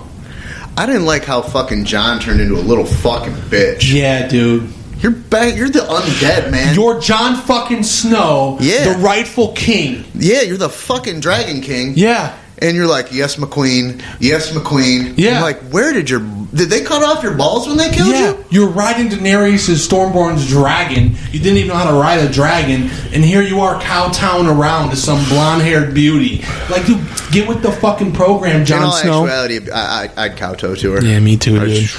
Dude, I would suck a fart right out of that thing. You have no idea. I'm sure you probably have an idea. Yeah, I have a large idea. Yeah. So maybe it was realistic. I don't know. Yeah, I mean, yeah, but not like him killing her. Like, I also don't like what they did to Daenerys. You know what I mean? Like, how they portrayed her. Like, how it was like a big deal. Like, no, dude. They were murdering people that whole fucking series, and then all of a sudden Daenerys does it. It's like, she's so terrible. Right. Like, do you know fucking Ramsay? Yeah. Like, yeah. Ramsay Bolton, who mutilated a guy's penis? He's way worse in the books than he is in this fucking show. Really? Yeah. Devious? It's just more graphic, I guess. Way more graphic. I really enjoyed when he got ate by fucking... Which death was better? Ramsay's or the little twat prince? I forget his name. The little twat prince, for sure. Yeah. Yeah. I mean, they both suck. But, like, fuck that kid. Yeah, dude. He was the kid that I would beat up in high school. Like, at least Ramsay has some, like, life experience. He had to, like, endure the winter, and his dad's kind of a piece of shit. Granted, the other kid's dad was kind of a piece of shit, too, but, like, he, like... His dad was his uncle. Right, like, Ramsay had to, like, work himself into power. So, like, I mean, I respect the hustle, you know what I mean? Yeah. The other dude just, like, fell into it. My fingernail is broken, mother. Right. I'm gonna kill you with a crossbow. That's probably sounds like work. Does, dude. The self-entitlement I deal with at work, I just lose my mind at, dude. Yeah. And it's not their fault. It's their parents' fault. It's the media. It's the goddamn media. Like I don't know, man. I what I learned about in my job is that this is a key point, and this tells me a lot about people and psychology. No matter how good something is, someone will always complain about it.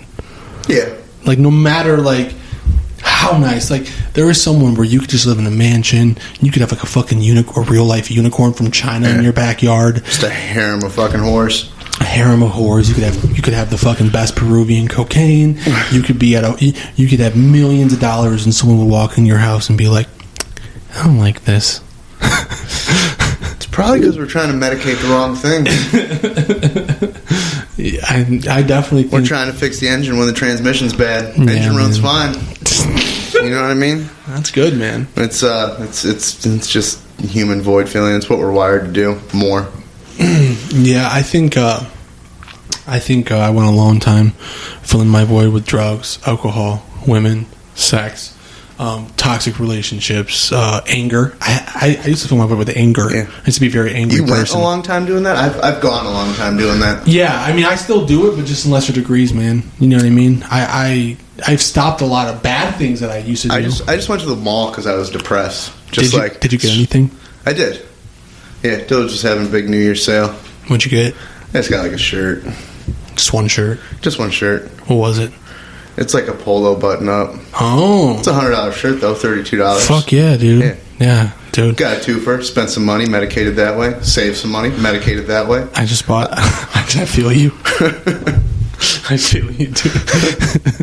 I just... I was there and...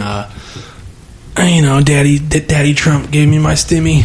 Yeah, I'm still waiting on that. And I'm a couple months paid up on rent, so I got What's that like? It's fucking really good, dude. Yeah.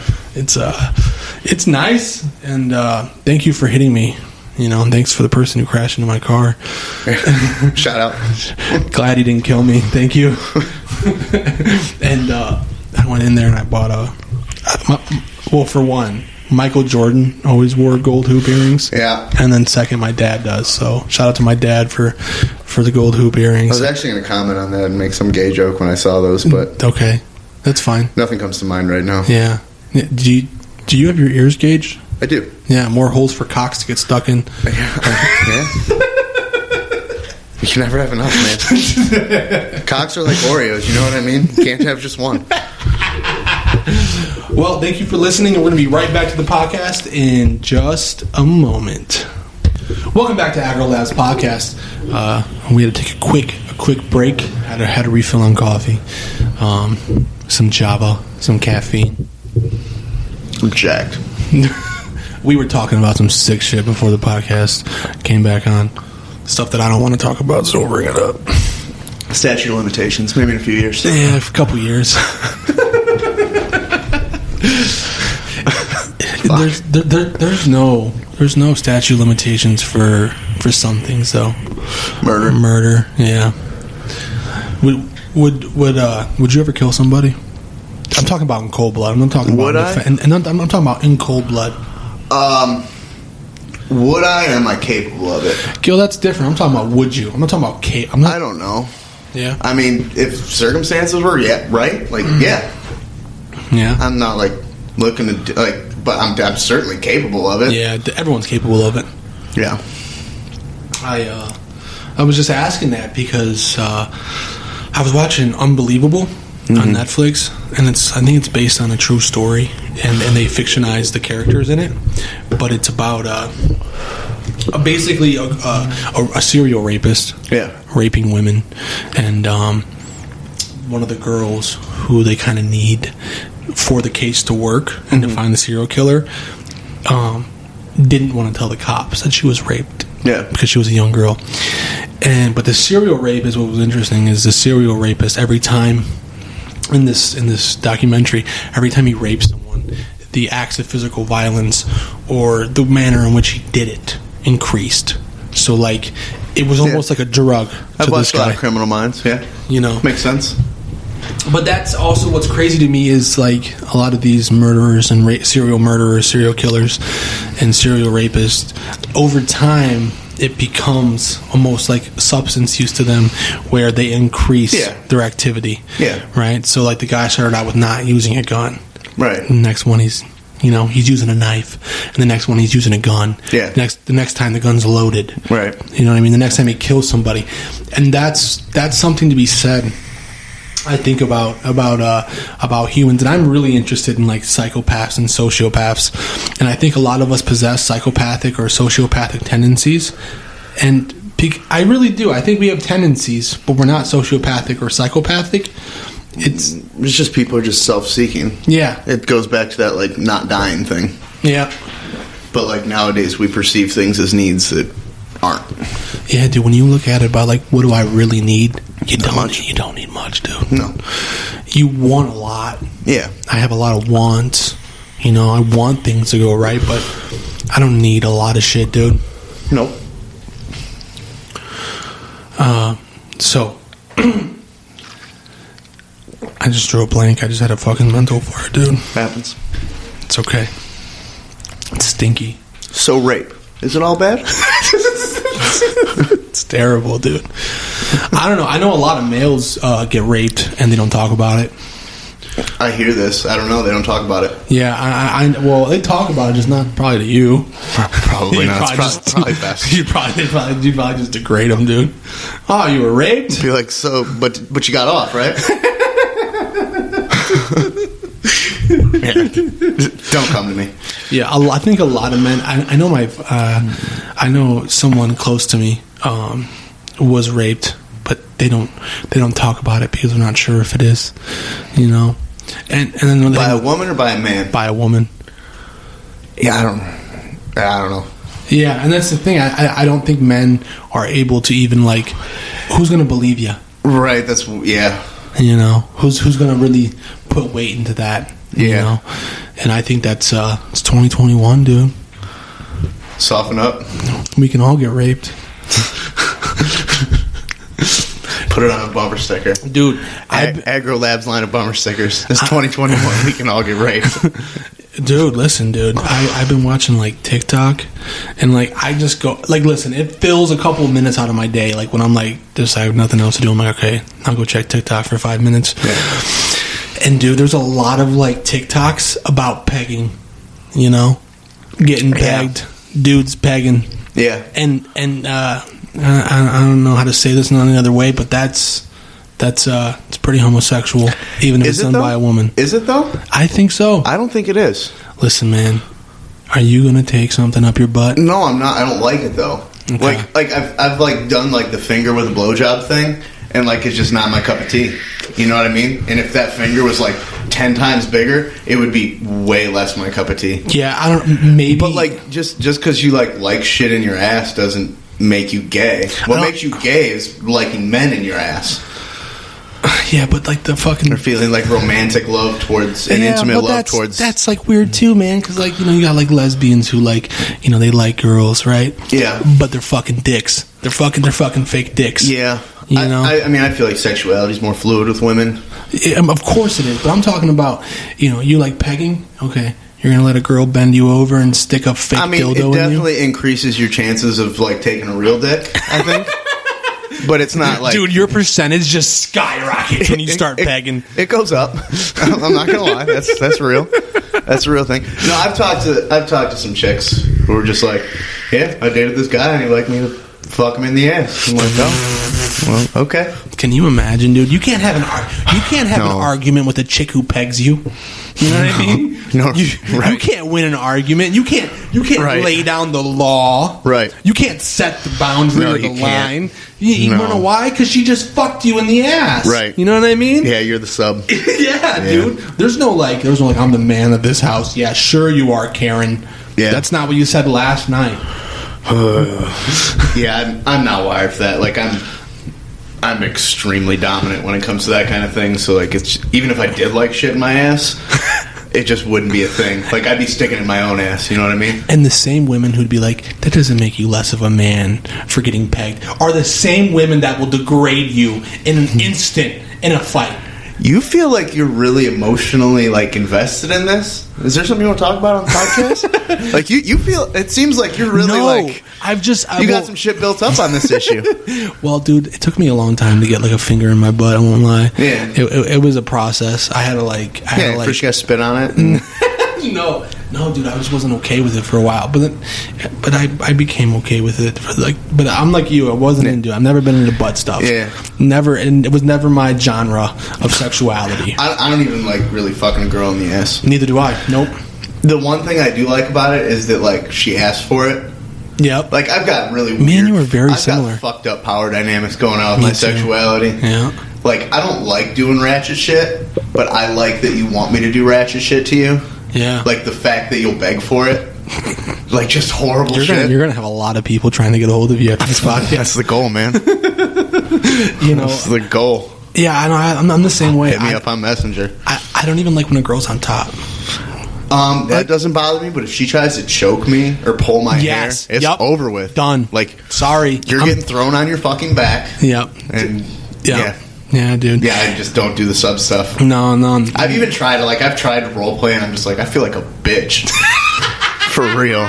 And that's not saying you've tried role play. I've like role played, but not like that, dude. Like, what are we talking about? Not like full on like leather boots and whips and shit. Okay. I mean, I've worn leather boots and stuff, but so when you were like a whole other podcast. Okay, all right. You're a dom dude. You're not like full that. force dom dude. Not like that. You're like the fucking metal Viking meme, dude. Yeah, something like that. I wish I was a Viking. I roleplay as a Viking. Yeah. My fucking genetics have been diluted over time. It's the Viking blood's there, but like it's watered down. It's grocery store liquor at this point. China could definitely find that DNA though in you. You know what I mean? Yeah. They could definitely pull something. I'm not quite yet. I mean, they're still all 5'8", 115 pounds. You know what I mean? Like, I don't care if they have a billion people. Like, no weapons in a fist fight, we win. You think so? Yeah. I don't know, dude. You know how much more we weigh than them? Dude. Like, 350 million Americans weighs more than a billion Chinese. Dude, I don't know, dude. I got my ass kicked by some small guys before. Yeah, I mean, it's the thing. I got beat up by a fucking state wrestler who was 5'2". Yeah. He beat the brakes off me, dude. Yeah. I'm not playing with you, bro. Yeah, but he's also like a super seasoned athlete. I was too at the time. That's the thing. I was young, man. I was in shape. I was tall. I was big. I had mass. Yeah, but what'd you weigh? 220? Oh, yeah. Okay, so that's a heavyweight. If you were a state heavyweight wrestler, you would have destroyed him. Yeah, man. I mean, if you had similar levels of physical fitness and training, like, you'll win. Especially that much weight difference. Yeah. It's like this fucking... How into UFC are you? So, I'll tell you this. I like to watch highlights. But you're not, like, into it? I don't pay for it by any means. Yeah, like sex. Yeah. Well, sometimes. Sometimes I'll... You know what I mean? Anyway. Dude, you pay enough on, like, dates and shit. You know what I mean? You pay more. Dude, how much is a soul worth? Listen, dude. How much is a soul's priceless? If you can't go to Applebee's and get some tail off of Applebee's, you're not doing it right. Yeah. You know, girls don't need a lot. You know, they just need to just be shown effort. Yeah. It's the effort that counts and how you're portraying the effort. You can take a... Are you saying this to make yourself feel better? No, not at all. It's just the truth. You know? No, I dig it. It's the incels that take a girl to Real Camino Real or some fancy restaurant and they still can't get laid. Right. Those are the kids who are shooting up schools. I mean... You're not wrong. Those are the guys on the fucking Reddit hate women chat rooms who are just typing away, dude. Yeah. You know, it would suck. I don't know what it's like to be them, but it would suck. Not that I'm like Casanova out here, but like that would suck. Yeah, well, like, dude, there's men literally out there who just they want to have sex, but they don't. Right. They can't. Right. Women are choosy, man. You know, are they? They can be. I just got out of rehab, and let me tell you, there's women who aren't fucking choosy. Jesus Christ. like I saw a meme. It's like there's fucking 7 billion people on the planet, and you think you're the love of your life is in the state-funded rehab with you. Like, we all been there. Yeah, some of us have been there a few times. A few. Some of us have. Some people need to take off our shoes to count how many. Yeah, dude. I think for the most part, man, when it comes to that, I think mature women date for status. What's that? Like mature women. Yeah. What's that? What do you mean? A mature woman. Someone who's emotionally, mentally MILFs? mature. No. Every time I put in mature women into my Google search bar, that's what pops up. Dude, I haven't. Dude, I don't know. I don't watch much porn. I don't know. Yeah, it's because you're cuffed. No, she's cool with it. She's not one of those girls. No, I'm not. Yeah, but like, There's easy access. It's right there. Yeah, dude. Why go out for steak when you got a cow at home? Wow. Wow. I'm being serious. You just banking on her not fucking getting this far into the podcast? No, she will. She'll yell at me. No, but I wasn't a fat joke. I'm just saying, man. That's what it sounds like. I know it wasn't. But it wasn't. It was. I got the real McCoy at home, dude. You know, it's amazing, man, because women, as a man, right? I don't care about shit. I could live on a dirty couch. I can live in my filth. You know what I mean? Yeah, it's cool. I don't have much. I have some standards, but not they're many. Low. Not many. They're low. You know what I mean? I don't have like grand high expectations for myself. Right. But a woman will add so much value into a good woman. Right. Will add a lot of value into your life. Yeah, you'll have like a set of nice towels and shit. Yeah. Yeah. You know, a nice blankie. Yeah. Yeah, you were talking about the good sheets and the bad sheets. Like, I'm looking at you like, wait, you have two sets of sheets? You use sheets? Yeah, right? When mine fall off after I make my bed, they stay on the floor for a week. Actually, I make my bed every day. Yeah? Because I'm institutionalized. Oh, man, that's CTF life or what? I'm with CTF and rehab, and I don't make it well. It's not like I'm folding hospital corners and shit, but it does get made. It's done. Yeah, and like, it's better. Like, it's nice to not live in your own filth. No, I've gotten to the point in my life where, like, 2 years ago, I didn't give a fuck, dude. Yeah. Like I would have laundry, and I would, like, put the laundry in a basket in my closet and shut the closet doors so no one could see the dirty laundry piled. Just nail that bitch shut. Right? But now, I don't like dirty spaces. Yeah, neither do I. I really don't. My truck's filthy right now, and it's driving me crazy. So is mine, dude. So my car is full of fucking masks and fucking mine has, like, Starbucks work cups. clothes in it, and it sucks because, like, they almost have to be there because... You might shit your pants at work. Oh, dude, at my job, like, I gotta move, like, containers. The best way that I can describe it is, like, they're totes. They're, like, Rubbermaid containers, kind of, sort of, but they stack. And I gotta move pallets of these things. And we store them outside, and when they're outside and they're empty, they're supposed to be stacked face down. So, like, the open side, the up side is face down. A lot of times they don't come in like that, and we don't have time to flip them. So they fill with water. And which part fills with water? The top. So I'm moving a stack that's 10, 12 feet high, and the top is full of water, so it's super top heavy, and every once in a while, we call it getting baptized. You just get soaked, and this time of year, You're getting soaked. Sucks. I mean, if it's 90 degrees out, it's like, that wasn't half bad. Yeah. But when it's 20 degrees out, and, like, you're literally getting hit in the head with ice chunks while getting soaked. So, like, yeah, I need to change clothes. And, like, especially, like, the other day it was almost 50.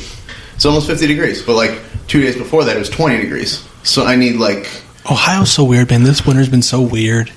And so has the summer. The summer wasn't too hot, and the winter's been, like, mild so far. I feel like it's been like that for a while. Yeah. Like, climate change is real. Yeah, As we're a kid, seeing it was not like that. No. And granted, like, climate's over tens or hundreds of years, but, like, there's definitely a pattern. And you know what? If we have milder summers and milder winters, like... Cool. Dig it. I mean, if Miami goes underwater, like, that's a sacrifice. That's a sacrifice I'm willing to make. Listen, do we really need more Florida? Less Florida is good. If California and Florida go under, I'm not complaining. We'll be okay. I'm not. We're gonna be all right. Yeah, dude. People don't realize this, dude. Ohio might suck, dude, but you're like one of the safest places you can be. I don't know. I was just outside your neighborhood.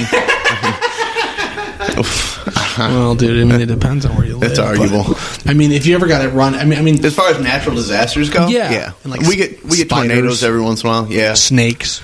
Yeah, other natural killers. You know what I mean? Like, there's not many of them. Yeah, out there. There's a couple brown recluses around. Yeah, dude. But, like, a deer's probably not going to gore you to death. No, squirrels, chipmunks. There's no fucking grizzly bears. Yeah, they're going to come out and eat you. No mountain lions. Coyote might eat your baby, but it ain't going to eat you. Yeah, no packs of roaming wild dogs. Yeah. You know what I mean? We got it pretty good out here, you know, other than heroin and you know... Methamphetamines. Methamphetamine's huge nowadays.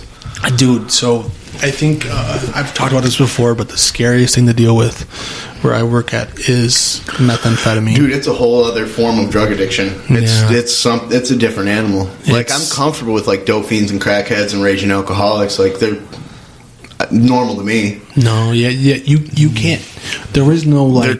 They're fried. You can at least get a little bit of a logical conversation in. Yeah, with opiates and cocaine and alcohol. And alcohol is even a little bit worse than that. Depends how long they've been drinking, right? But the methamphetamine, dude. No, they pop fuses. Yeah, dude. Their noggin's gone, dude. Yeah, they're like Frankenstein. Sometimes waking they come back after a few months, and it literally takes a few months. Yeah, man.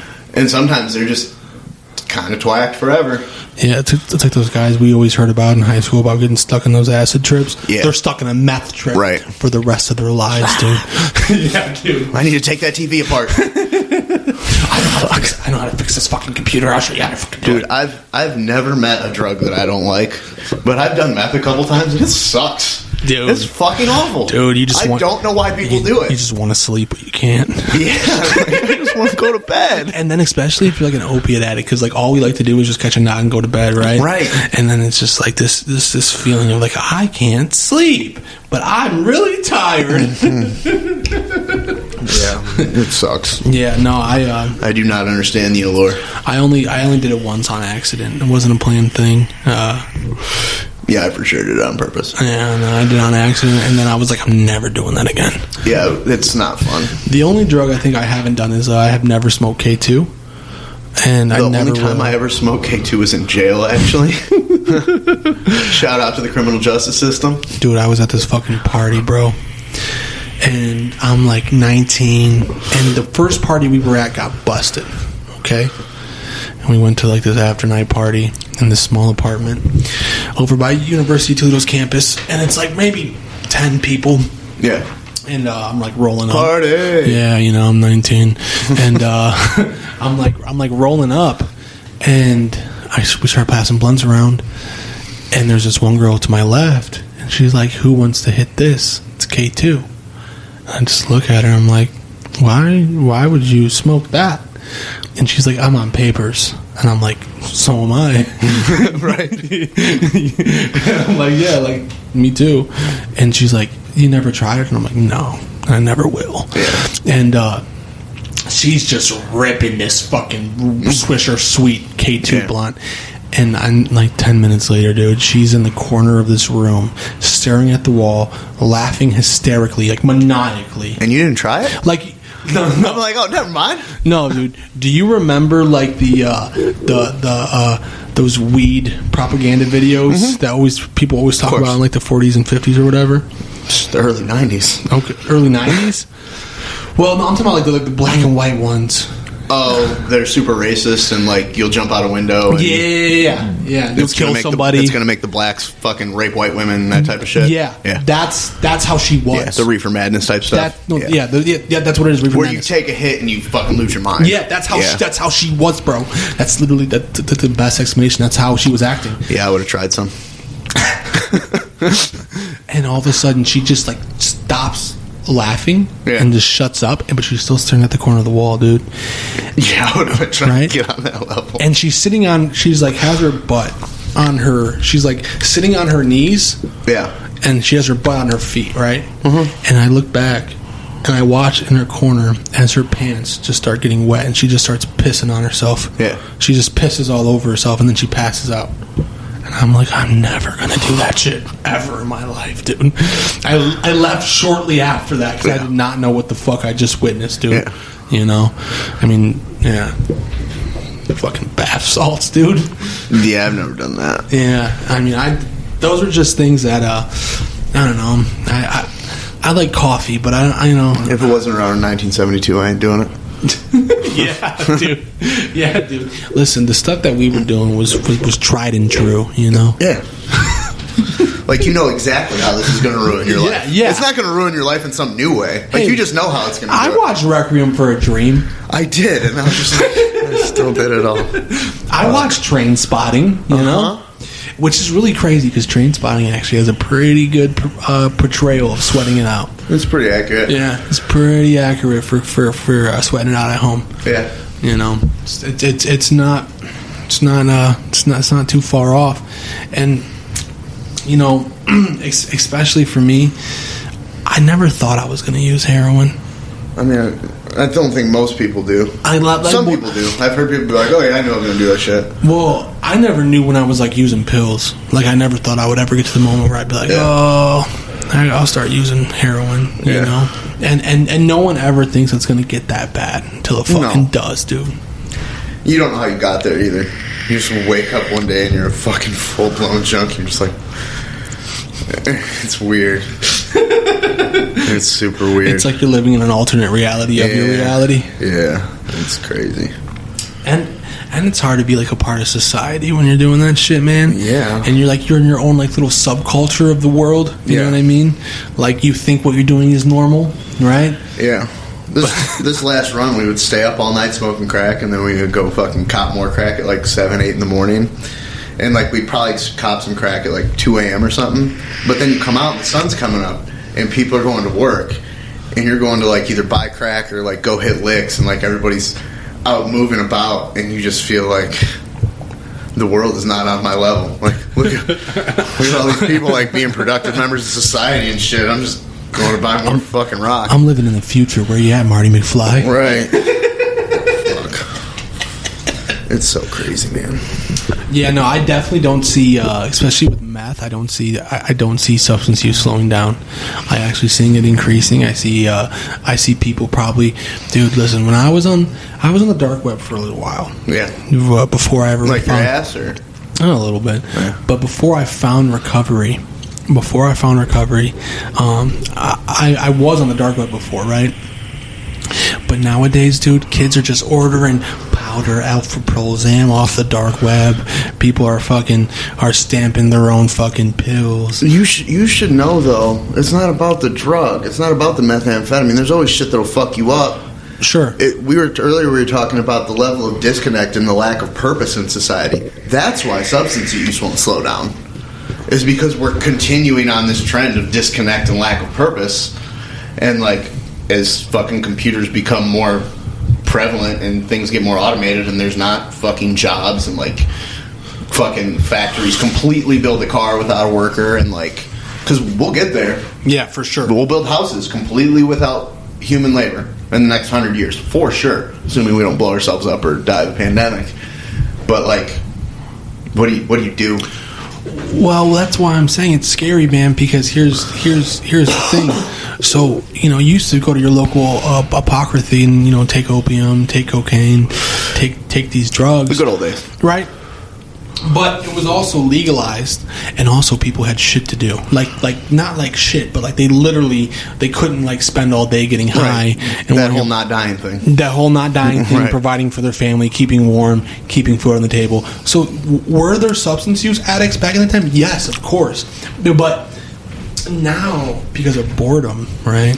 It's more prevalent. But what's scarier is there's really no end to this. We talk about purpose, man, and having purpose in our lives and feeling purposeless, right?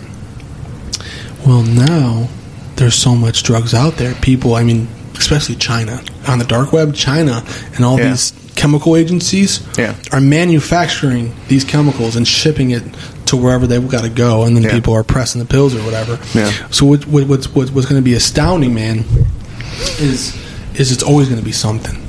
Yeah. It's always going to be something, and I don't see it slowing down. No. Like, people talk about the opiate epidemic, and it's been raging pretty hard now for the past decade. This isn't crack in the 80s, you know what I mean? More, probably a little bit longer than that. Yeah. And, dude, people are suing the fucking Oxycontin manufacturer. Well, they should. You hear about that? There's like a major. People have been suing Purdue for a while now. Yeah, Purdue but it's pharmaceutical. It's like a major class action lawsuit right now. Well, it's super fucked up what Purdue did. Like, they knew how addictive it was. It's documented, and like they went in, and part of this is the medical establishment's fault. I forget how many vital signs there are, but they started to like sell the idea that pain was a vital sign, and like it's not. Like, pain ultimately could kill you. It could cause a heart attack if it's severe enough, but like it has nothing to do with your like vitality on whether you'll die or not. It's just level of pain. It's just a mental state. Correct. And they were selling it that this is like this important thing that you have to meter, and if it's too high, you prescribe this drug. And like people are always going to overrate their pain. Even if they're not seeking something, like... Yeah, because that shit hurts. Yeah, it sucks. And you want relief, so, like, you're going to overrate your pain. You know what I mean? And it's not like they're shopping for pills. I mean, some people are, but that's how so many people got strung out on fucking Oxycontin. One time, and this was an active addiction, so it blew my mind. I had this badass sinus infection, dude. I couldn't, I could, it's probably from snorting a bunch of drugs. And, I could, barely, lift my head up, and my snot was bloody, and, Jesus. It was a bad sinus infection, right? Super bad. And I went to the hospital, and the doctor prescribed me 60 tablets of fucking Perc 10s. You know what I mean? And, did I need Percocet for that? No. Probably not. I just wanted, an antibiotic or something for us. The only reason I went. But he definitely gave me them. Right. And I definitely did not need them. Bro, I had broken bones. I have a pretty high pain tolerance, dude. Probably one of the worst pains I felt in my life is when I had that brain injury. Yeah. Dude, it felt like hot knives jamming into my skull, and that's all I remember. I'm going into shock. Yeah. But we were talking about pain, and this is a report that I was looking at and seeing. LSD microdose trial for acute pain reports remarkable results. Yeah, they need to do a lot more work with psychedelics and mental health and just everything. An incredible first-of-its-kind trial testing the pain-killing properties of LSD microdoses has delivered the compelling suggestion that tiny, non-psychedelic doses of the infamous drug could serve as an effective analgesic. Analgesic? Yeah. Back in the 1960s, I'm going to get in the study. Analgesic just means painkiller. Mm-hmm. During from a medical point of view, controlled research on the efficiency of LSD in pain management should focus on non-hallucinogenic low doses of LSD, which are more manageable and thus preferable over treatment with high doses of LSD. The double-blind placebo-controlled trial recruited 24 healthy subjects, each of whom took part in 4 separate experimental sessions, separated by at least 5 days. 3 LSD microdoses were tested, 5, 10, and 20 micrograms along a placebo.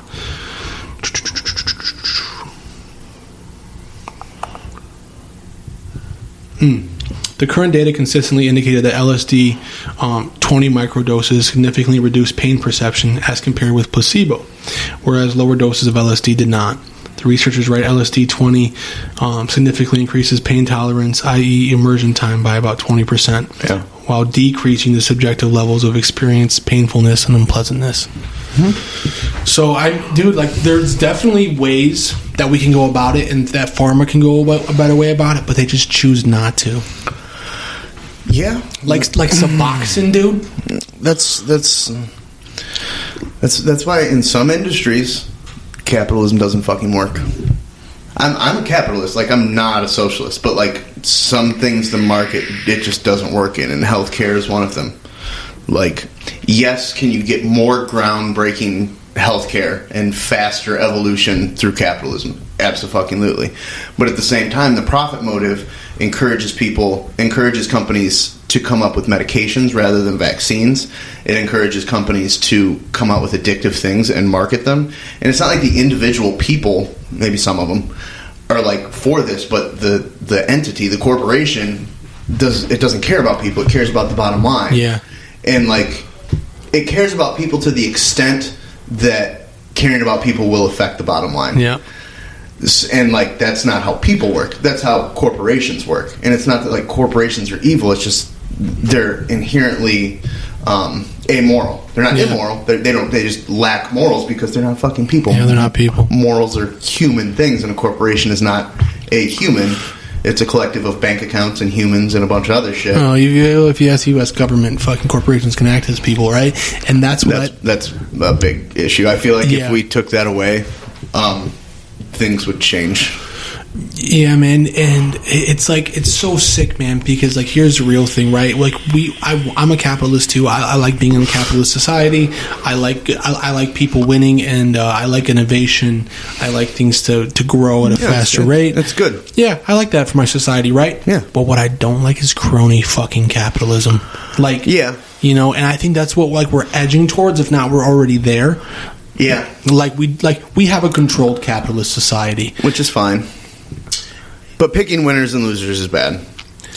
And I think part of the issue is that some of these industries would be better socialized, but people are resistant to that. And the halfway point between a socialized market and a truly capital market is a crony capital market. It's this midway point that works worse than either of the two. Right. It's worse, but it's a compromise in the middle, which we don't do anymore anyway, so that's fine. Do you know what this stimulus check reminds me of? Bread and circuses? Yes. It reminds me of the Roman Republic at the time, like either Julius Caesar or a little bit before Julius Caesar, when they're just like, listen, if you vote for me, I'll give you fucking $3 more than this asshole. Right. You know what I mean? Hey, dude, if you vote for me, I'll give you 5 denarii. Right. You know? And that's literally what it is. Like, yeah, Trump came out and was like 2,000, and Nancy Pelosi was like, fuck yeah, 2,000. Yeah, I'm going to say it louder than anybody. 2,000. Every motherfucker living in their mom's basement and fucking hating Donald Trump 2 weeks before that, we're just like, thanks, Donald. You fucking the man. Yeah. You know?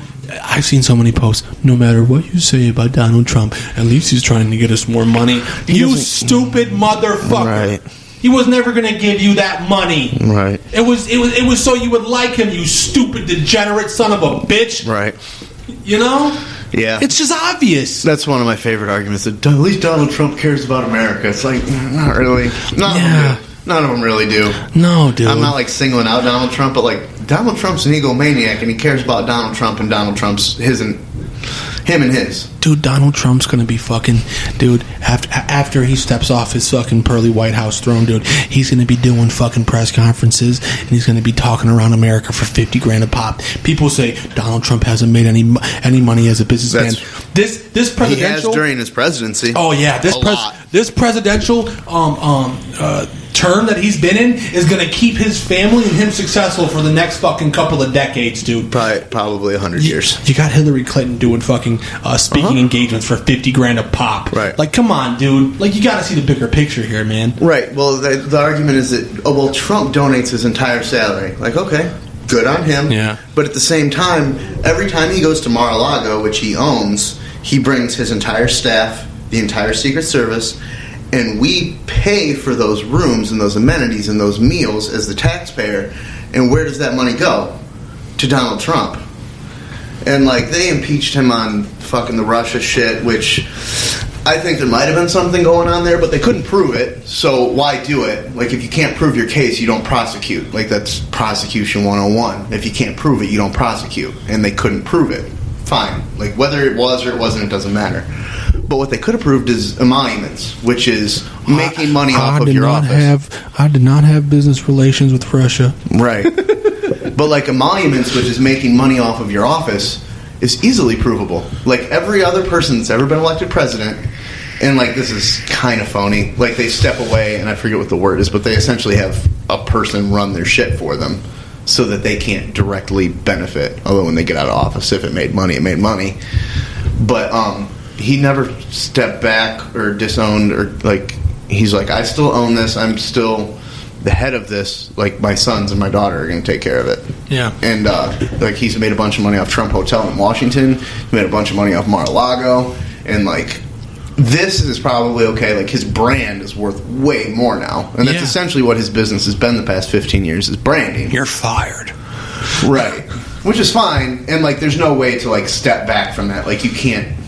Like being president is going to increase the level of your name, even if people don't. Even if it's infamy, like there's no such thing as bad publicity type thing. Like no, people know you, especially when you're in that stratosphere. And I think that's why a lot of politicians hate Donald Trump. Right? It's because he already had a platform to stand on. Right. Before he became a president-elect and before he became president. So now when he gets out of fucking... No matter how his presidential term went, mark my words, he was not worried about what had really happened in the 4 years or 8 years he was going to be in office. No. It was an end game for him. Yeah. He like, make America great again? Who is going to... And it's just an ego-feeding... Yeah, but like, literally, like, look at the marketing. Who's going to disagree with Make America Great Again? That's my issue with people on the left. People on the left suck at branding. Yeah. It's horrible. Yeah. Like, Black Lives Matter is a shitty brand. Defund the police is a shitty brand. Like, if you were actually to sit down with one of these people, most people would be like, okay, that makes sense. Even if they disagree, But, like, the branding is so bad that not only do people disagree, they're anti that. Yeah, and let's be honest. Do me and you both believe in those causes? Probably. Yeah. Probably. Yeah, the branding's awful, though. I've seen police brutality, right? I've experienced it. I've experienced police brutality. Yeah. I've experienced the fucking kangaroo courts that I've been in, right? Yeah. I've experienced all of that. I've caught cool in court and just been like, man, I'm glad I'm not black. Yeah, and that's white privilege, right? Those are some white privilege shit. Like, I can remember growing up. And I remember growing up, and I was with a group of white friends in the neighborhood, and nothing would happen, right? But if I was with a couple of my black friends, it's a whole other thing. We would start getting followed. Yeah. Neighbors would call on us.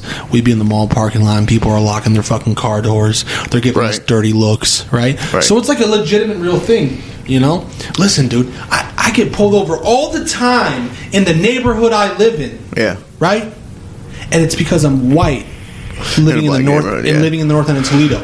So this is happening. This is a real thing. It's just how people put it out there, man. Right. The branding sucks. Like there has to be some. There just has. Obviously, there's going to be nuance that like. Nuance is never good branding, so you can't brand it as nuance because you can't put nuance into a fucking tagline. You know what I mean? Because nuance is deep. Yeah. But like defund the police doesn't mean just like. Take money away from the police. It means like takes like you were talking about social work. Right? I don't know if it was on the podcast or before.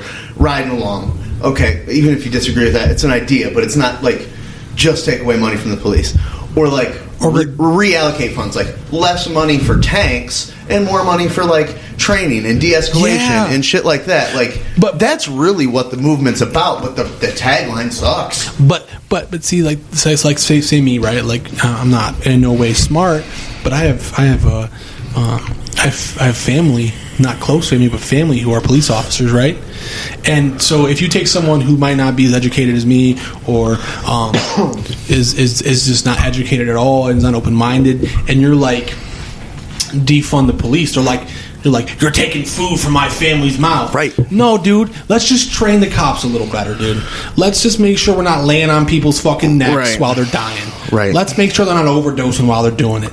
Let's make sure there's not a mental health crisis before they fucking shoot somebody. And if somebody is doing that there's another officer that's trained around, because, like, it's an intense job. For sure. And, like, it would be hard for me not, like, if some dude's being a fucking dick, and I know that I have some level of power over him, I'm not that good of a fucking guy. I'm probably going to fucking exercise that power. Like, it would be nice to be like, no, I would never do that. But, like, I've been a dick to cops before. Yeah. Like, I've had cops be dicks to me physically for no fucking reason. Yep. But at the same time, most of the time, I wasn't cooperating. Yeah, I was being an asshole. Yeah, dude. I was being a fucking asshole. Well, and I think where me and you are coming from, right? Like if we look back on our lives and like, I mean, let's be frank here. Like, yeah, sure, we didn't have terrible upbringings. We didn't, but the way we started living was low economic, right? Oh yeah, right. So to put it lightly, we were desolate, right? Yeah. So like when a cop comes to me and he starts fucking waving his big dick badge around, right? You know what I do? What are you gonna do to me, motherfucker? Right. I show him how big my dick is. Yeah. Take my freedom, dude. Yeah. Like I'm worried about that. I'm already fucking homeless. I'm hungry. You're gonna give me 3 hots and a cop? Say what? Yeah, dude. Oh, I'm scared. I'm shaking in my boots. You're taking me to county, dude. Wow. I mean, I'm not afraid to go to county. I'm afraid to go to county sick. Oh yeah. That's the cuss. That's why I don't want to go to jail. It's not like jail. Being sick in jail sucks. Like drying out in jail sucks. So I'll fast forward and I'll tell you a little bit about this. So there was one time where I got the police called on me. And I was out in the boonies, dude, Swan-Tucky, dude, and the cops hated me out there, dude. It was nothing but fucking stadies, anyways, out there, and sheriffs, and so they came, but there's 2 ways out of my back door. Okay, so there's like a front door. There's 2 stairs. Like I lived above a restaurant. Okay, and one was going down, and the other one was going out the other way. Right? Yeah. They were on this stairwell. I went out the other way, and I ran into oak openings. Okay, I hit the tree line, and I started ducking. Right. And I see a flashlight shining the tree line. I'm like, all right, cool. They know I'm somewhere, right? They don't know exactly. They don't know I'm here. They know I definitely am somewhere. All right. all of a sudden, like, fucking state trooper pulls up, SWAT police, mommy police, fucking sheriff unit. I'm like, are you fucking kidding me, dude? And it is November, late November, and I have a big black t-shirt, no socks, and some underwear. And I'm heavy in drug addiction at this point in time in my life. Wait, you don't have pants on? No pants. I have boxer briefs, dude. I ran from the cops in slippers one time. They caught me. Listen to this, gets good, dude. So all of a sudden, I start seeing people get out of the car and head to the tree line with dogs. There's a dog. Yeah. And I just fucking take off, dude. I'm hopping through creek beds. I have a story almost exactly like this. I'm not even going to tell it. It's so similar. I'm hopping through creek beds, dude. I'm getting scratched up by pine bushes. My story's exactly the same. And I'm just shivering. Dude, listen, dude, I'm so cold, dude. I can't even feel how sick I am from being dope sick, right? And there's this like, and I'm running, dude. You know, I'm full fight or flight mode at this point in time. Adrenaline's pumping, and there's this big old fucking tree that's like collapsed. Yeah. And I fucking got behind the tree and I laid down. And I went underneath the tree and I pulled my shirt over my head and the other part of my shirt over my legs. Yeah. And I sat there fetal position in fetal position and rocked like a baby. And dude, I'm talking about like 3 hours, dude. I'm just hearing people walk next to me, and at times I'd like put my shirt up. Yeah. To look around, and they had like the fire department out there running like fucking like like they have like this scanner where they check for like warmth, like warm signatures, and I'm just sitting there freaked the fuck out. At one point in time, I heard a police officer say, "If I catch this motherfucker, I swear to God." It's like 4 a.m, dude, and they got there like 12 a.m, right? Yeah. They didn't catch me, dude. Yeah. I didn't get caught in mine either. You were not going to catch me. I was sick. I was not going to get caught. You know what I mean? I just wouldn't allow it, dude. They probably had to feel bad about themselves. Like, how can we miss this, like, 6'2", 250, 260-pound dude with no pants on in the woods? Like, how can we not find this fucking guy? He's half naked. Right. He's disheveled. That was just an ego thing. Yeah, no, for sure, dude. Listen, dude. How can you let a crackhead get away, dude? But that's the thing, though. That's why it's hard to be a cop, because, like, can you separate yourself from that? I don't think I could. Hell no. If some guy made me fucking stand out in the cold and look around for him for 4 hours. And I could probably hit him in the fucking face without any consequences. Dude. If they would have found me, they would have beat the dog shit out of me. They would have. They would have beat just a couple country state troopers and sheriffs, dude. Yeah. They would have fucking tailed my ass. They would have blamed it on the woods, dude. Been like, dude, he got scraped up when we were dragging him through the woods. They would have beat the fuck out of me and set me in county, man. And that's the truth, right? Yeah. That's the truth. It is. And that's what you're a white guy. And I'm a white guy. They will beat the brakes off of me too. Yeah. I always I had a one friend in high school. But being a white guy, what you were doing and how you were living, you're still less than. Yeah. You to them, like you're an M-bomb. You know what I mean? Like in their eyes, there's not a whole lot of difference. Yeah, well, then it starts to become like a us versus them mentality with police officers. Which is hard not to fucking engage in, too. Because people are super tribal and they like their team, and these are my teammates, and they come out every day and put their life on the line, and they absolutely fucking do. Yeah, dude, some trauma bonding. Yeah, for sure. For sure. And, like, you can't get around that either. Like, it's just human stuff. We're radically imperfect creatures. Yeah, there's definitely been some times where I've deserved to go to jail, and I was being a dick to a cop. Honestly, I've deserved to go to jail way more times than I've actually gone to jail. Yeah, me too. I've lived years of my life where I deserve to go to jail every single day. The only thing I really idolize about the mob, there's like only one thing, right? Yeah. And I was watching, it was a Netflix documentary about the mob. About how they took down the Colombos in New York. Yeah, I think I've seen it. And the one guy said, "It's my job to commit the fucking crime, and it's their job to fucking catch me. Yeah. If you can't catch me, fuck off." But like they had like a really good way about being like, "All right, you got me, caught me red-handed. Yeah. I did wrong. I'm going to jail. Just a live and let live kind of thing." Yeah, I'll be out of federal prison in 5 years. You know, I'll see you later. Organized crime ain't gonna be 5. Well, back in the day, you're talking about like the 50s and 60s, they'd get like little slaps. Dude, they'd be cooking up fucking steaks. And have you ever seen a federal penitentiary? We're not the inside. I mean, They're nicer than state penitentiaries. Dude, they're fucking legit, dude. They're nice. If you're in like a camp or something, there's no fucking, there's no fence. You just kick it, yeah. It's like an old man retirement home. Kinda. You know, wear your nice slippers. No pussy though. No, some pussy. I mean, dude, the one I've seen, I've heard about it. There's a hotel right next to the fucking camp, so like you could like cross the street and you're in a hotel. Yeah, but if you get caught crossing the street, they just move your camp up by a level. Yeah. The one that I'm thinking of was actually like the inmates patrolled it. So like if you had to get transported, like you're getting transported in a truck by a fucking federal inmate. Yeah. But I always appreciated that about the mob. They were just like, listen, yeah, dude, we're fucking scumbags, but you know, you gotta catch us and, you know, be okay. Yeah. You know, fucking it's not like that nowadays. No. And people want to talk about gang violence, but in Toledo there's not really gang violence. It's all drug related.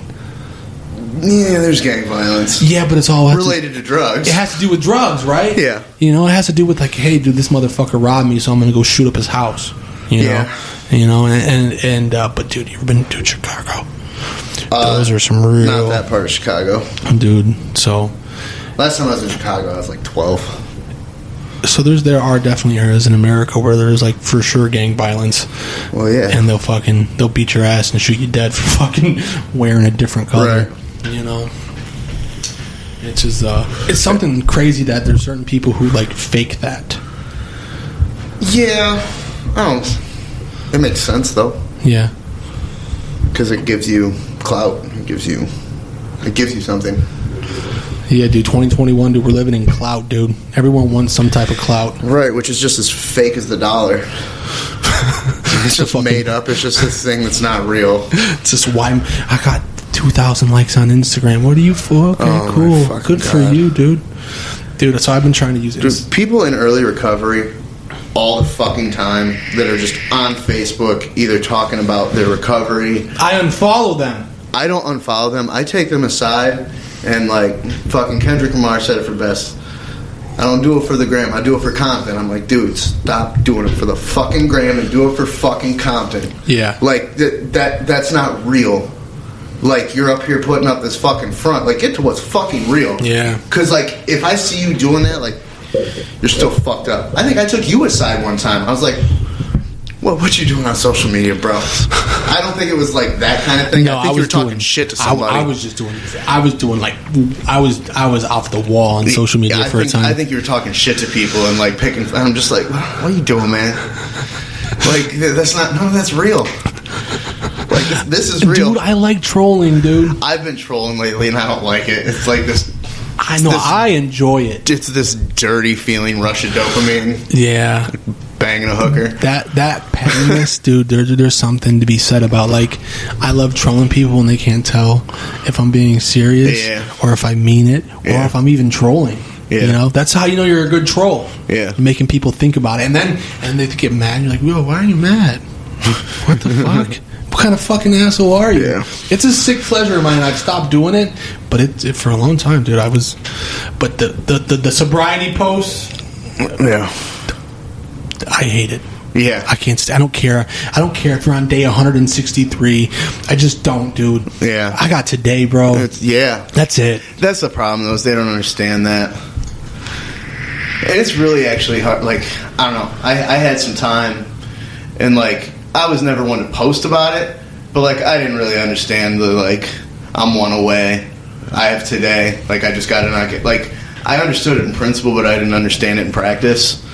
And like now, I don't care how long I've been clean now.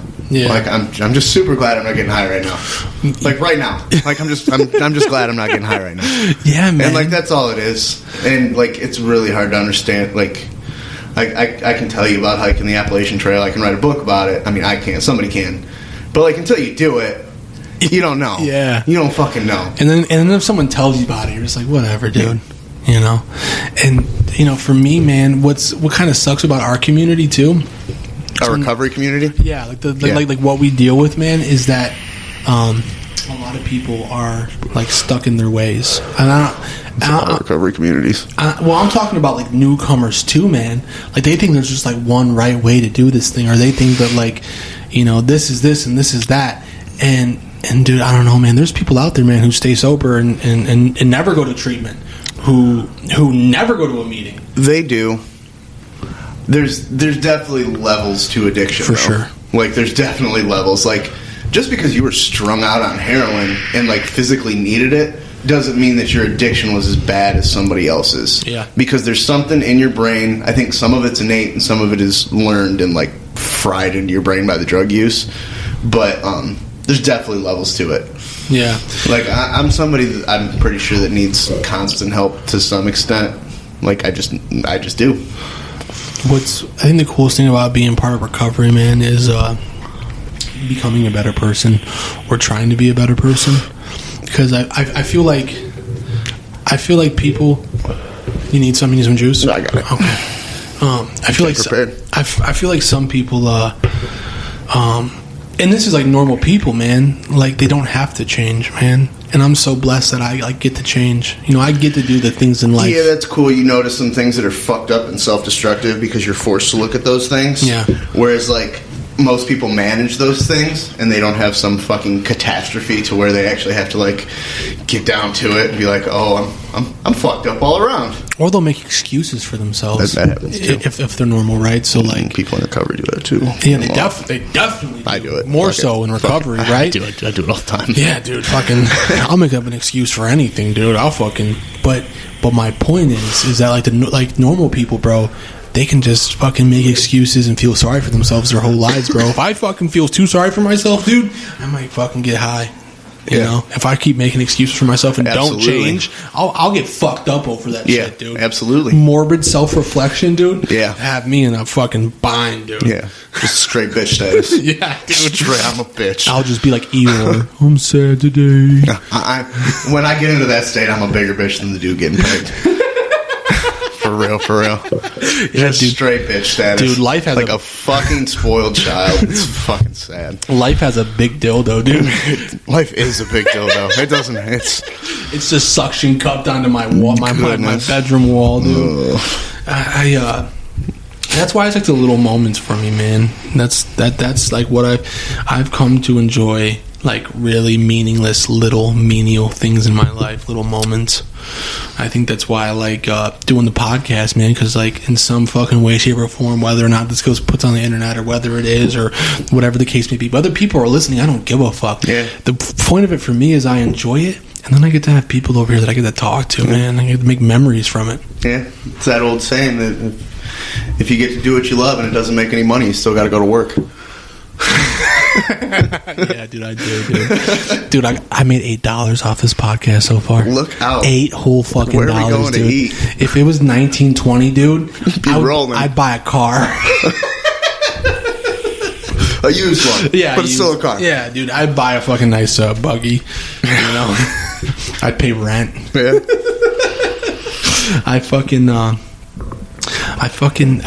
Something I enjoy too. Coming to recovery is being stable. Yeah, security's super nice. Yeah, dude. I was just talking about that the other day. Like, I grew up super well off. Not like rich, but like we didn't want for much. My parents never argued about how the bills were going to get paid. They argued about everything else, but not that. You know what I mean? It just wasn't a thing for us. And then like I got super poor because I was shooting dope and shit, and it's just so nice that when I need gas, I just like buy it, and like it's already like kind of budgeted. Like, okay, I gotta spend like it's just a thing. Like, I don't really like buying gas, but it doesn't bother me. I don't have to check my bank account when I buy gas. Yeah. It also blows my mind that like I'm not rich. I don't make great money. Like, it's, in my opinion, it's kind of shitty. But like, if I look at the statistics for like Northwest Ohio, like, you're doing pretty well. I'm better off than a lot of fucking people. Yeah, man. Like, living in a fucking sober house, paying way too much for rent, and fucking doing my fucking menial labor job. I'm way better off than most people. And like, when you're sitting in your own shit, that's hard to fucking recognize. And it's also easy to forget, like, oh yeah, I was homeless and dope sick and fucking just all bad. Everything bad. I think one of the problems with our society is that need and wants that we talked about. Yeah. Right? And everyone sees this image of portrayal of what they should have. and so they think they need something, but it's really a want. And I think people just spend too much money on shit they don't need. A lot of that's fucking that clout shit, that not real shit. Like, I know I'm a Jones, but it's like keeping up with the Joneses shit. Yeah, man. Like, oh, he got the new pair of J's, or he's got the fucking Tesla's fucking S-Type, or whatever the fuck it's called, or just whatever, and like, I don't know.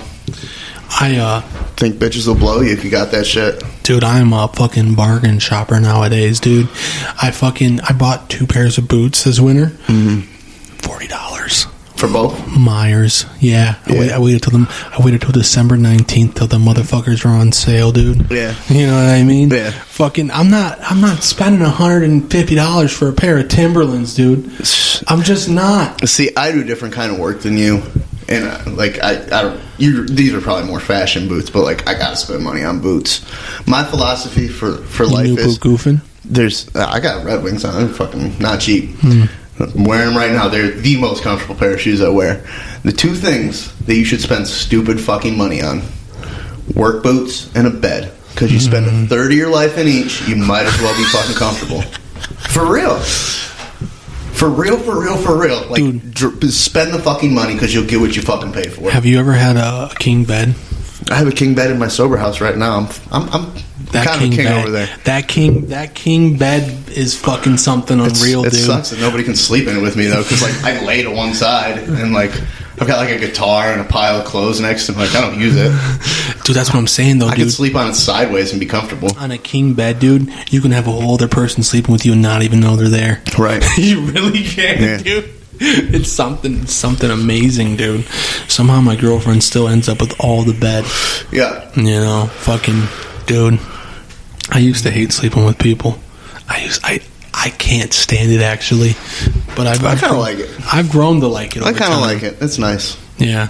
You ever like just touch your toes with some girl? You know what I mean? Just kind of like, touch your foot. Yeah. You know, that's a good feeling. Yeah. You know, it makes me feel warm and fuzzy inside. Oxytocin and dopamine and all the happy stuff. Yeah, it's great. It's great. You know, and when we talk about, those like, I don't need much. But I think people just live way beyond their means. Like, bro, if I worked at McDonald's, like, listen, if I lost my job today and I worked at fucking McDonald's and I worked, at some factory, or just doesn't matter. If I had a minimum wage job, I would figure it the fuck out. You know what I mean? I would have to turn my car in, maybe get something a little fucking cheaper. I might have to, like, get rid of Netflix. I might have to get rid of the Wi-Fi, right? These are, like, real things. There's always little fucking costs that you can cut. Yeah. Like, pack your lunch. Yeah, man. Like, I'm not really about that life, but, like, if I had to, I mean, I would go days without eating. I was getting, you know what I mean? That's the one thing that fucking, which I don't understand. Like, I'm pretty good at living frugally. In recovery. Like, I splurge on stuff for sure, but like, some people, they get some money and they just spend it all, and it's just like, you're so used to living on nothing. Like, just buy the shit that makes you secure. Your gas, your rent, your fucking cigarettes, or whatever the fuck it is. And like, I didn't need much more than that when I was getting high. No, dude. It's just that transfer of fucking need. I need these things to make me happy. It's like me going to spend my fucking money at the mall today because I was fucking depressed. I know. It's not even the thing. Like, I got the thing. I don't even care about the thing. I don't need the thing. You're gonna wear it like once and be like, this is stupid. Yeah. No, I actually did. I almost didn't buy it because the shirt wasn't the cut that I like. Like, it's a button-up shirt, and I don't like the ones that have the long back that are made to be tucked in. Yeah. Because you look kind of like a doofus. Yeah. Because I don't tuck them in, so I like the ones that are cut to not be. And I was just like, I don't really like this cut, but it's on clearance, and I want the thing. Dude, that's how they get you, dude. Yeah. That's how they give me all the time, dude. It's like clearance. I'm like, dude, $5 for this? Yeah. $7? $15? I'll buy that. I got $15, you know. And truth be told, man, when we talk about like living within our means and being stable and being secure, when we talk about that, dude, I think about where I came from. And when I think about where I came from, dude, I used to not even give a fuck how I dressed or what I looked like. No, not really. You know what I mean? I didn't give a fuck if my clothes had fucking holes in them. I didn't give a fuck if you liked me. Dude, my shoes were... Dude, I had... When I first made it to recovery, I had a pair of Etnies. Mm-hmm. that I had since I was 16. I was 22. Those were the only pair of shoes I owned. Jesus. Those were the only pairs of shoes I owned by that time, right? Yeah. Motherfuckers wouldn't even sit next to me because I stunk so bad. Yeah. I remember I almost got into a fist fight in my first rehab because I was sitting in group trying to mind my own business, super scared. Yeah. Never been in rehab before, Yeah. right? And so it was just daunting to me. People are wearing like nice clothes and looking nice. Dude, I'm still disheveled. And I remember one guy just looks over at me. He's sitting next to me in the middle of a group. There's like 30 people, and he goes, "You fucking stink. Your shoes, you fucking stink, dude." And I said, "What the fuck did you say to me, bitch?" Right? Because like, that just hurt my feelings so much, man. I was already so fucking low on the totem pole, you know what I mean? So, like, when we talk about, like, clout and social status and living within our means, I don't really give a fuck anymore, dude. I'm starting to dress like an old man, too. Yeah. Like, not now, but like I'm getting there, bro. Like I'm starting to wear those like button tees. You know what I'm talking about? Like the 3 buttons right Henley. there. Yeah, hem tees.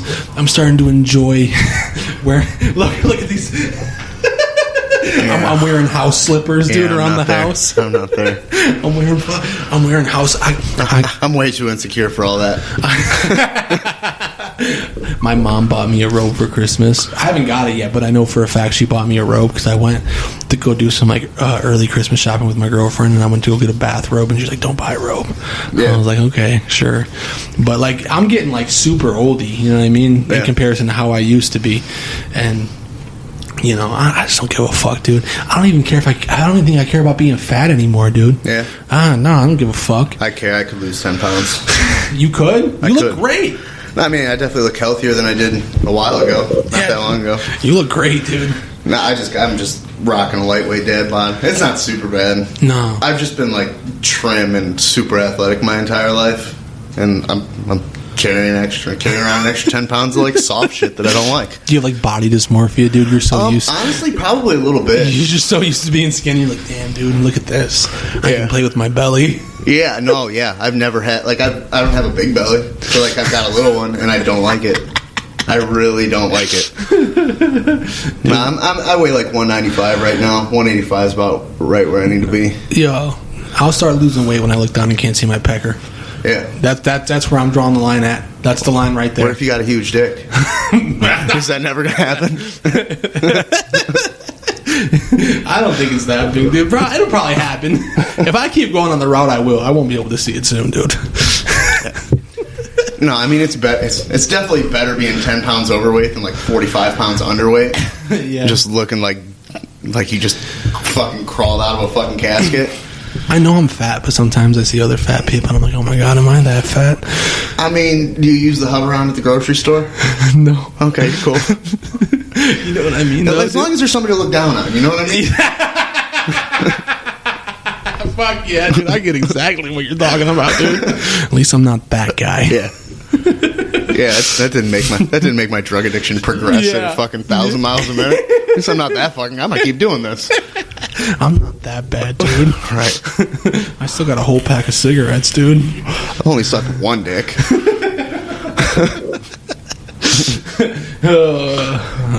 I did a couple, dude. Yeah? I had to. Same damn time? I was young. Yeah. I was young, dude. I had to earn college. Everybody experiments, you know what I mean? I had to earn my stripes. Yeah. Goodness. What are we at? Do you have any socials, any Instagrams, any Twitters you want to shout out? Got any closing comments for us, Tyler? No, man, I ain't got that shit. I'm a grown up.